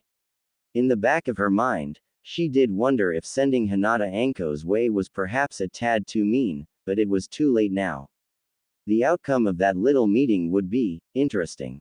Oh, wait, you didn't happen to see where my book went, did you? Hinata blinked, the veins around her eyes bulging slightly. Over there, third shelf, behind the empty pots, she said, a faint blush on her cheeks and her eyes not being able to look straight at Ino for the moment. She was very aware of the contents of that particular series of books, having used her Byakugan to peek at one Kakashi-sensei was reading once. Hinata blamed Kurenai for her curiosity on the matter. Had her own sensei not chastised the Cyclops for reading such material openly, then the young Hyuga would have thought nothing of it. Nevertheless, Hinata was now very much tainted, and no one was ever allowed to know it. What she wouldn't give to have her innocence back. Thanks, Ino said quickly, rushing over to find the book. She had been coming up on a juicy scene before Hinata interrupted her, and it looked like she was going to have plenty of time to herself to enjoy it once the girl was gone. By the time she found the book and took her place back behind the counter, Hinata was already gone. With a shrug, Ino opened the book and continued reading. Hopefully no one else walked through the door. Tsunade had been waiting patiently for Ino to show up for some time. Not that she was complaining. The more time it took the girl to get here, the more time Tsunade had to think about what she was going to say. Her years as a medic had been paramount in developing her understanding of when to handle things carefully. Wording things properly was top of the list most of the time, but never more so than right now. Hokage or not, Tsunade owed a certain level of care and courtesy when dealing with her shinobi. Ino was just lucky that Naruto had such a soft spot for her, otherwise Tsunade might not have cared as much. Not that that fact made what was to come any less stressful. She sipped lightly at a small glass of sake. A noted improvement over her previous drinking habits, but no doubt still a questionable act while on duty as the leader of a hidden village. Oh well, baby steps. With a sideways glance she reminded herself of her company. Tenzo, or rather Yamato now, was stood silently off to the side. The former Anbu was respectably unreadable for the moment, but Tsunade knew he was also just as curious as to the reason of him being here as Ino would be. Turning her eye to the file in front of her, she sighed. How did her sensei ever manage to hold this position for so long? Tsunade could already feel the age catching up to her, and it hadn't even been 2 years. Lady Tsunade, Ino said quietly, poking her head in through the door. Oh good, you're finally here, Tsunade said, gesturing to the seat across from her. Come in and take a seat, Ino. Strolling into the Hokage's office, Ino eyed the blank-faced man off to the side warily before shrugging and sitting down. He must have been one of the Hokage's guard. What did you want to see me about? She asked. Before we get into that, there is something I would like to show you, Tsunade said, picking up a small vial of red liquid from her desk and showing it to Ino. Do you know what this is? Ino blinked. A blood sample, she answered. Correct. To be specific, this is your blood sample, Tsunade said. Well, one of the ones that we had readily available anyway. She popped the cap off the vial and placed it upright in a stand before picking up a small syringe full of a thick purple liquid.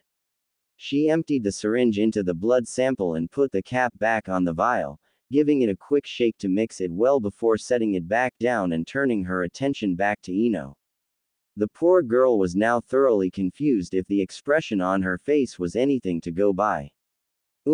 Okay. Tsunade smiled reassuringly. Don't worry. It's just a little test is all, she said, opening the file in front of her.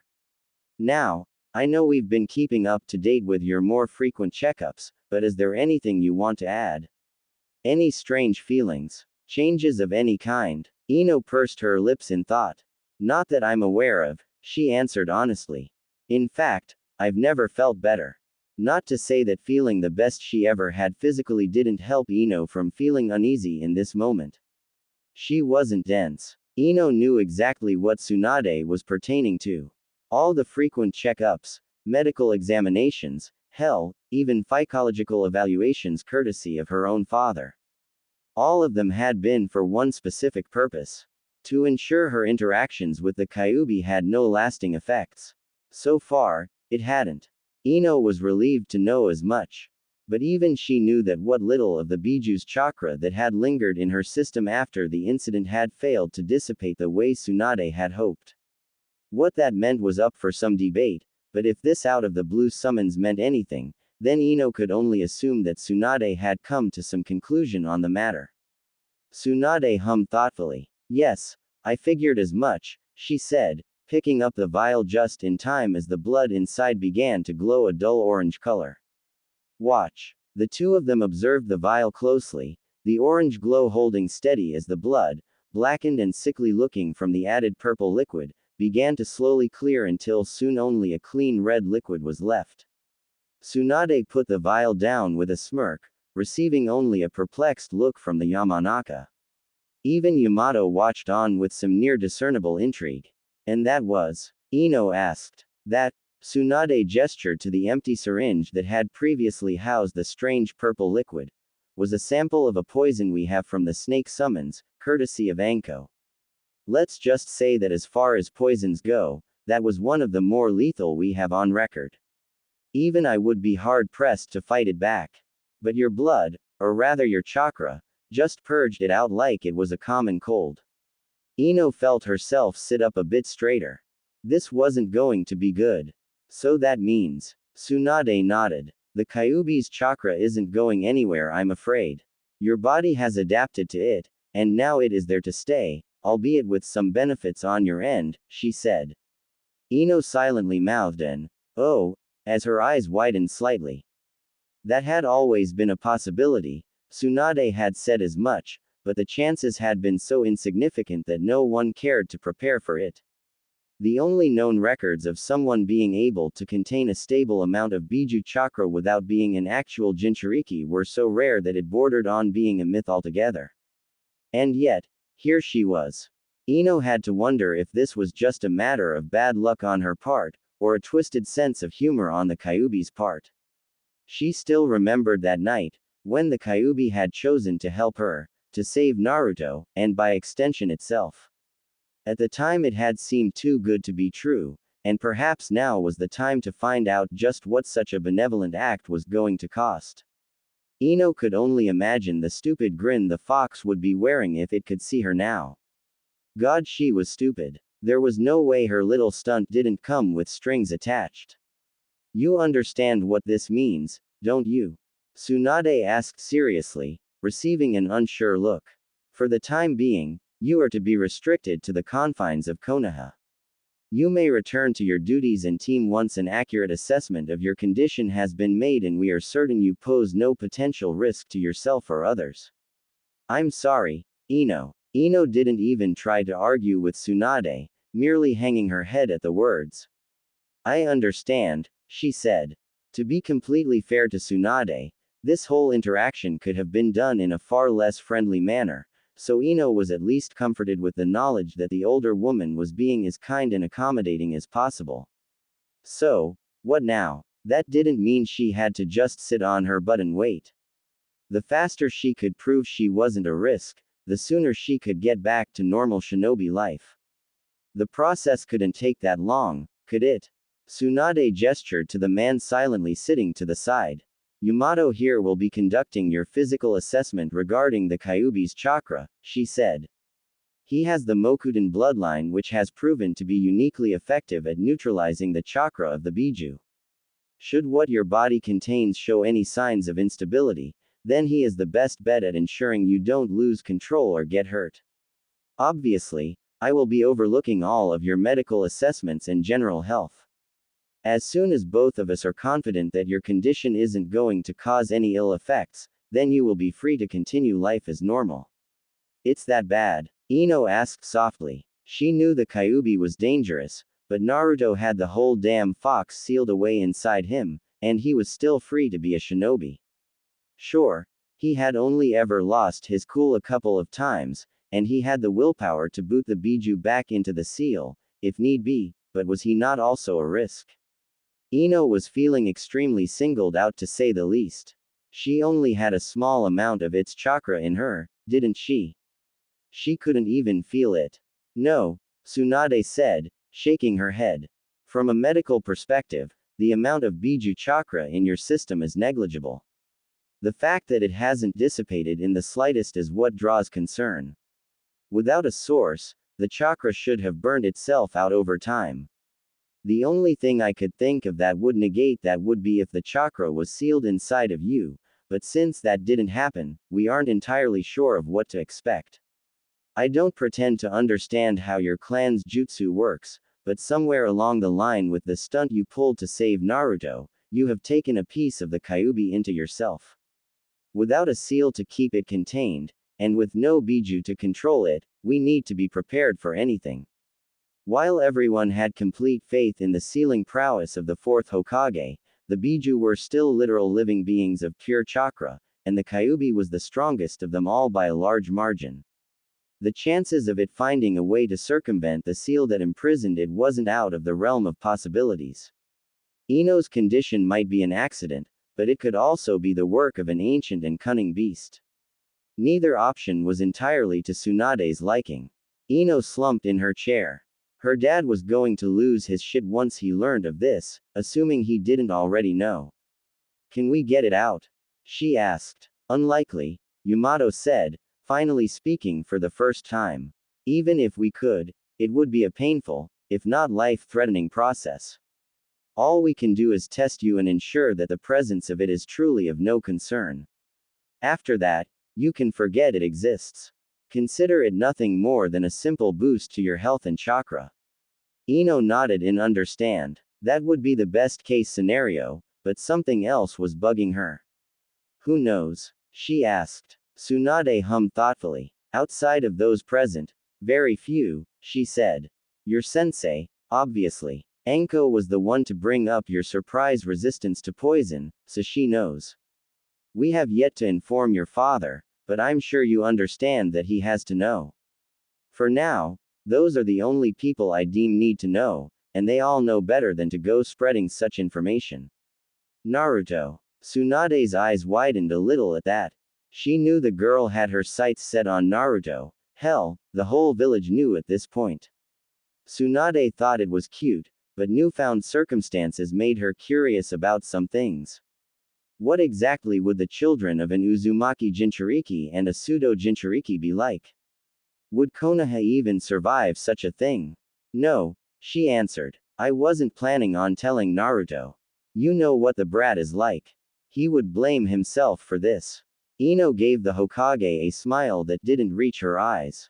She was glad to know that Naruto wasn't going to be dragged into her mess, but she was also saddened by that fact.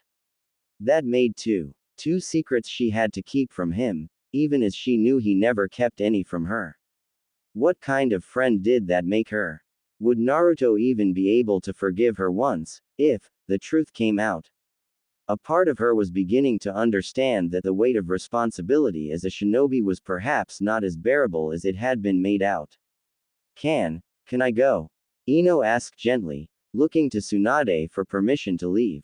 She wasn't sure if she was allowed to leave given the circumstances. Tsunade smiled warmly at the girl. You aren't a prisoner, Ino, she said. Yamato will find you when he is ready to begin his testing. Until then, you are free to go about your business within the village. Ino stood and bowed deeply. Thank you, Lady Tsunade. And you, Yamato, she said. Tsunade watched as Ino made a quick departure.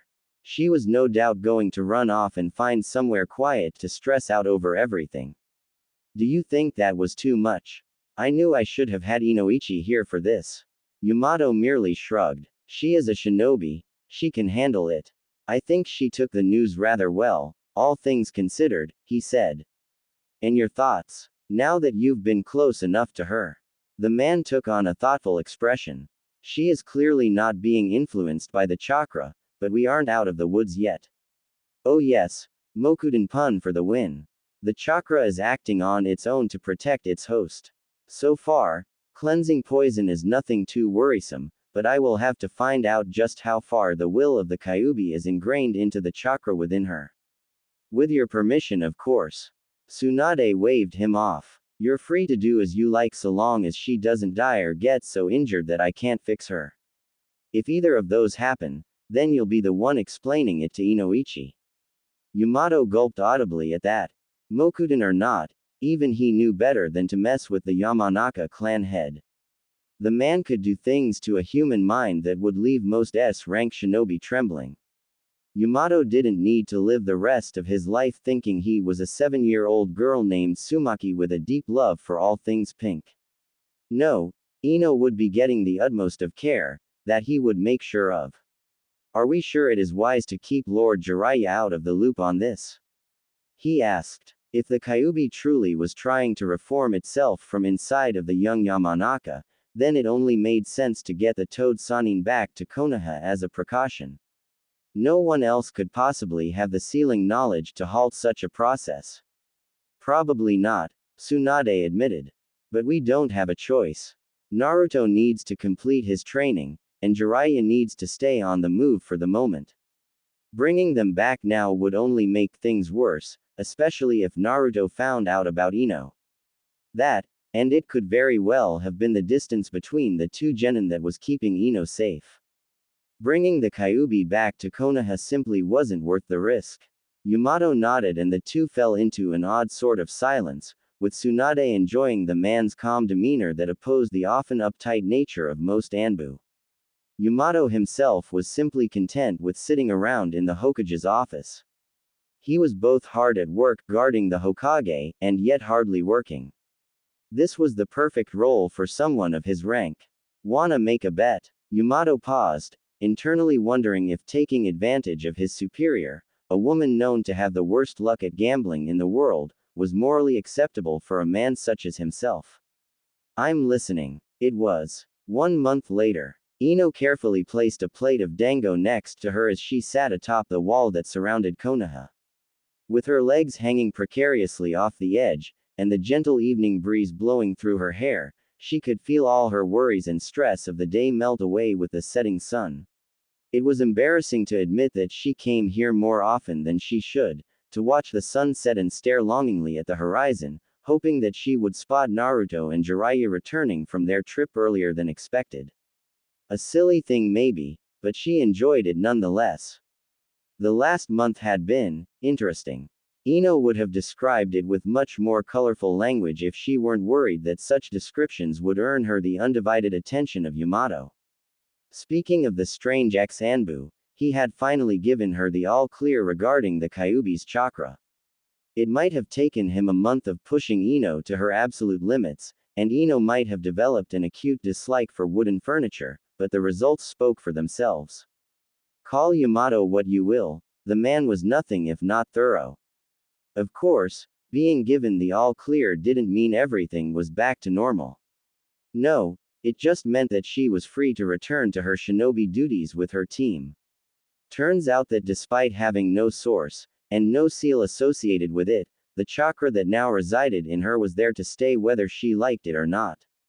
Apparently Biju chakra had the potential to simply become its own entity when enough of it was separated from the main body. The only plus side being that instead of forming a mind of its own, it latched onto Ino's subconscious and built itself from there. Hadn't that been a fun discovery? She could still hear her father's inane ramblings about the absolute indestructible wall of defense the chakra now put around Ino's own mind. Being immune to her own clan's techniques was something she was going to lord over her dad for many years to come. Thankfully, there wasn't much more to it. The chakra was boosting her own reserves, and keeping her at peak physical health, but outside of it defending her mind, it seemed to be mostly benign. No apparent effect on her emotions, no fancy schmancy chakra cloak. Ino was most upset about this, and no risk to herself or others. Anko had of course been the most peeved due to Ino's newfound immunity to practically all of her poisons that wouldn't outright kill her. Speak of the devil. Hey, Anko-sensei, Ino said pleasantly, not bothering to turn around to look at the woman who was trying to sneak up the wall behind her. Anko cursed under her breath as she abandoned her stealthy intentions and clambered up the wall, regarding the plate of dango suspiciously. Okay, not being able to sneak up on you anymore is fine, but this, she gestured to the plate, is bullshit. I am not that predictable. Ino smiled innocently. And I'm not a natural blonde, she said sarcastically. Oh, ha, very clever. Just because I can't poison you anymore for my own amusement doesn't mean I can't still run you into the ground, Anko said. Kyuubi chakra boost aside, you're still years away from keeping up with me, princess. So, fess up. Who told you I was looking for you? Maybe I just keep a plate of dango here in case you ever show up, Ino suggested. Anko's eye twitched before she sighed in defeat and sat down next to Ino, wasting no time in claiming the dango for herself and not showing any signs of intending to share. You figured out how you're gonna tell your boyfriend yet? She asked. Ino sighed. The whole time she had been training with Anko, the woman had always referred to Naruto as her boyfriend. Ino didn't mind the idea of it, but the reality wasn't there yet, and Anko had a bad habit of blabbing her own opinions on things to anyone who would listen. The poor Yamanaka had already been forced to defend several rumors about her and Naruto. The last thing Naruto needed was coming back to the village thinking Ino had run around prematurely claiming him as her own, even if that was totally something she had thought of doing. Ino was confident she would get what she wanted, but there was no point in jumping the kunai on it. He isn't my boyfriend, Ino groaned for the millionth time, pouting only when Anko gave her a deadpanned expression. Yet. And no, I haven't figured out how to tell him. There wasn't a good way to just come out and tell someone that they had unknowingly dumped a portion of a giant demon fox's chakra in them and then run off to gallivant around the world. Such conversations were simply not designed to go down smoothly, no matter who it involved. Anko shrugged. Would have made more sense if he had just knocked you up, she said, before pausing and raising a questioning eyebrow at the blonde. That isn't how this happened, is it? Sensei. No. God no. We were kids. We are still kids. What is wrong with you? Ino exclaimed with a blush. She hadn't even kissed the boy yet, damn it. And no, thinking about doing things with Naruto didn't count. Her innocence was still very much intact. Damn, you kids are lame, Anko said, snickering as Ino continued to glare at her. Okay, I'll give you a break. But seriously, how you coping? Take it from someone else who had some dark twisted shit stuffed inside them without their knowledge, it gets better. And hey, at least no one really knows about your situation, so that's cool. Had anyone leaked Ino's condition to the populace to any negative response, Anko would have gone on a rampage. It was bad enough she had to deal with it, and she had been too young to do anything when it happened to Naruto, but she would sooner kiss Orochimaru's bare ass than let someone else get ostracized in the village for something that wasn't their fault. I'm fine, Ino answered honestly. This is nothing compared to what Naruto went through when he found out about the fox, and he still came out of it with a smile. I can't do any less than that. I don't like keeping secrets from Naruto. I wouldn't stress about it.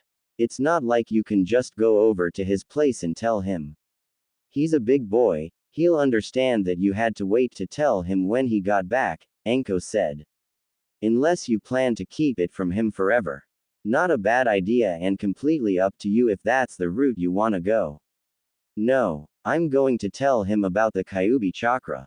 But there's something else, something I know, Ino said softly. If you knew something about someone, something really important that they deserve to know, would you tell them even if got you in trouble? Anko blinked in surprise at the question. How much trouble we talking? Whatever kind of trouble you get in for disobeying a direct order from the Hokage and spilling the beans on an S-rank secret. The older woman let out a low whistle at that. That's a tough one, but I guess it would depend. Does this secret protect anyone? Anko asked. She was a brash and loudmouthed person, but she knew when to keep her mouth shut, even if her requirements for doing so were much greater than her superiors would have liked. Yes. At least I think so. It's complicated, Ino said. Best to keep it yourself then, Anko said in a surprisingly serious tone. If the Hokage told you to keep it a secret, then she must have good reason behind it. And if they haven't had your dad or someone scrape the knowledge from your mind by now, then that means she thinks you're trustworthy. Do not go undoing that image she has of you. Tsunade can hold a grudge, and the last thing any shinobi wants is their cage knowing they can't be trusted. Besides, the truth has a funny way of getting itself out there, so don't worry about it. Ino looked at her sensei with wide eyes. Wow, that was actually some good advice. Who would have thought you had it in you? Anko scoffed. Easy, princess. Just 'cause you sent some fresh meat my way doesn't get you any free passes to take a jab at me, she warned. I might be crazy, but I'm still technically a Jonin. I didn't get to where I am without being smart, so don't ignore what advice I freely hand out. Got a literal goldmine sitting up here, untapped. She tapped her head while nodding sagely. How is Hinata doing by the way? Ino asked. The mention of fresh meat as Anko liked to refer to the shy Hyuga, reminded Ino that she was not alone in suffering at the hands of the snake summoner. Hinata had rightfully blamed Ino for sending her in Anko's direction, but even with all the embarrassing, painful, and downright humiliating things that Anko had put the girl through, Hinata never backed down. Hiyashi nearly had a heart attack once he realized that the backbone his daughter was growing was at the behest of the village's most deplorable shinobi, in his eyes anyway. "Oh, little White Eyes is doing just fine," Anko said with a grin. "Give me another 6 months and she'll have that Suna boy eating out of the palm of her hand." Ino shook her head. Only Anko would be bold enough to say something like about Hinata, Gara too actually. Now that Ino thought about it, Hinata had stayed in Suna a little longer than usual on her last mission out there. She would tease the girl about that later. As the last light of the day began to fade beyond the tree line, Ino got up and dusted her clothes off. "Well, no such luck on them coming back today. Guess I'll have to wait and see about tomorrow," she said. "I'll catch you later, sensei." Anko waved the girl off lazily as she finished her dango, a curious expression forming on her face as she tried to wrap her brain around a concept that she simply couldn't let go of. "Now I have to wonder, is Naruto's stuff actually cubified?" She mused aloud, thankful for once that no one was listening in on her. She didn't need the village thinking she was interested in Naruto of all people. God no, her tastes were much more refined. Speaking of her tastes, Iruka would be nearly getting home by now. What perfect timing. A mischievous grin formed on Anko's face as she stood up and stretched for what was to come. Apparently, no one ever informed Iruka that a Chunin wasn't supposed to be able to run that fast. Not to say Anko was complaining. The chase was most of the fun anyway. Across the village, a certain academy teacher felt a very real chill shoot up his spine as every instinct screamed at him to run for his life.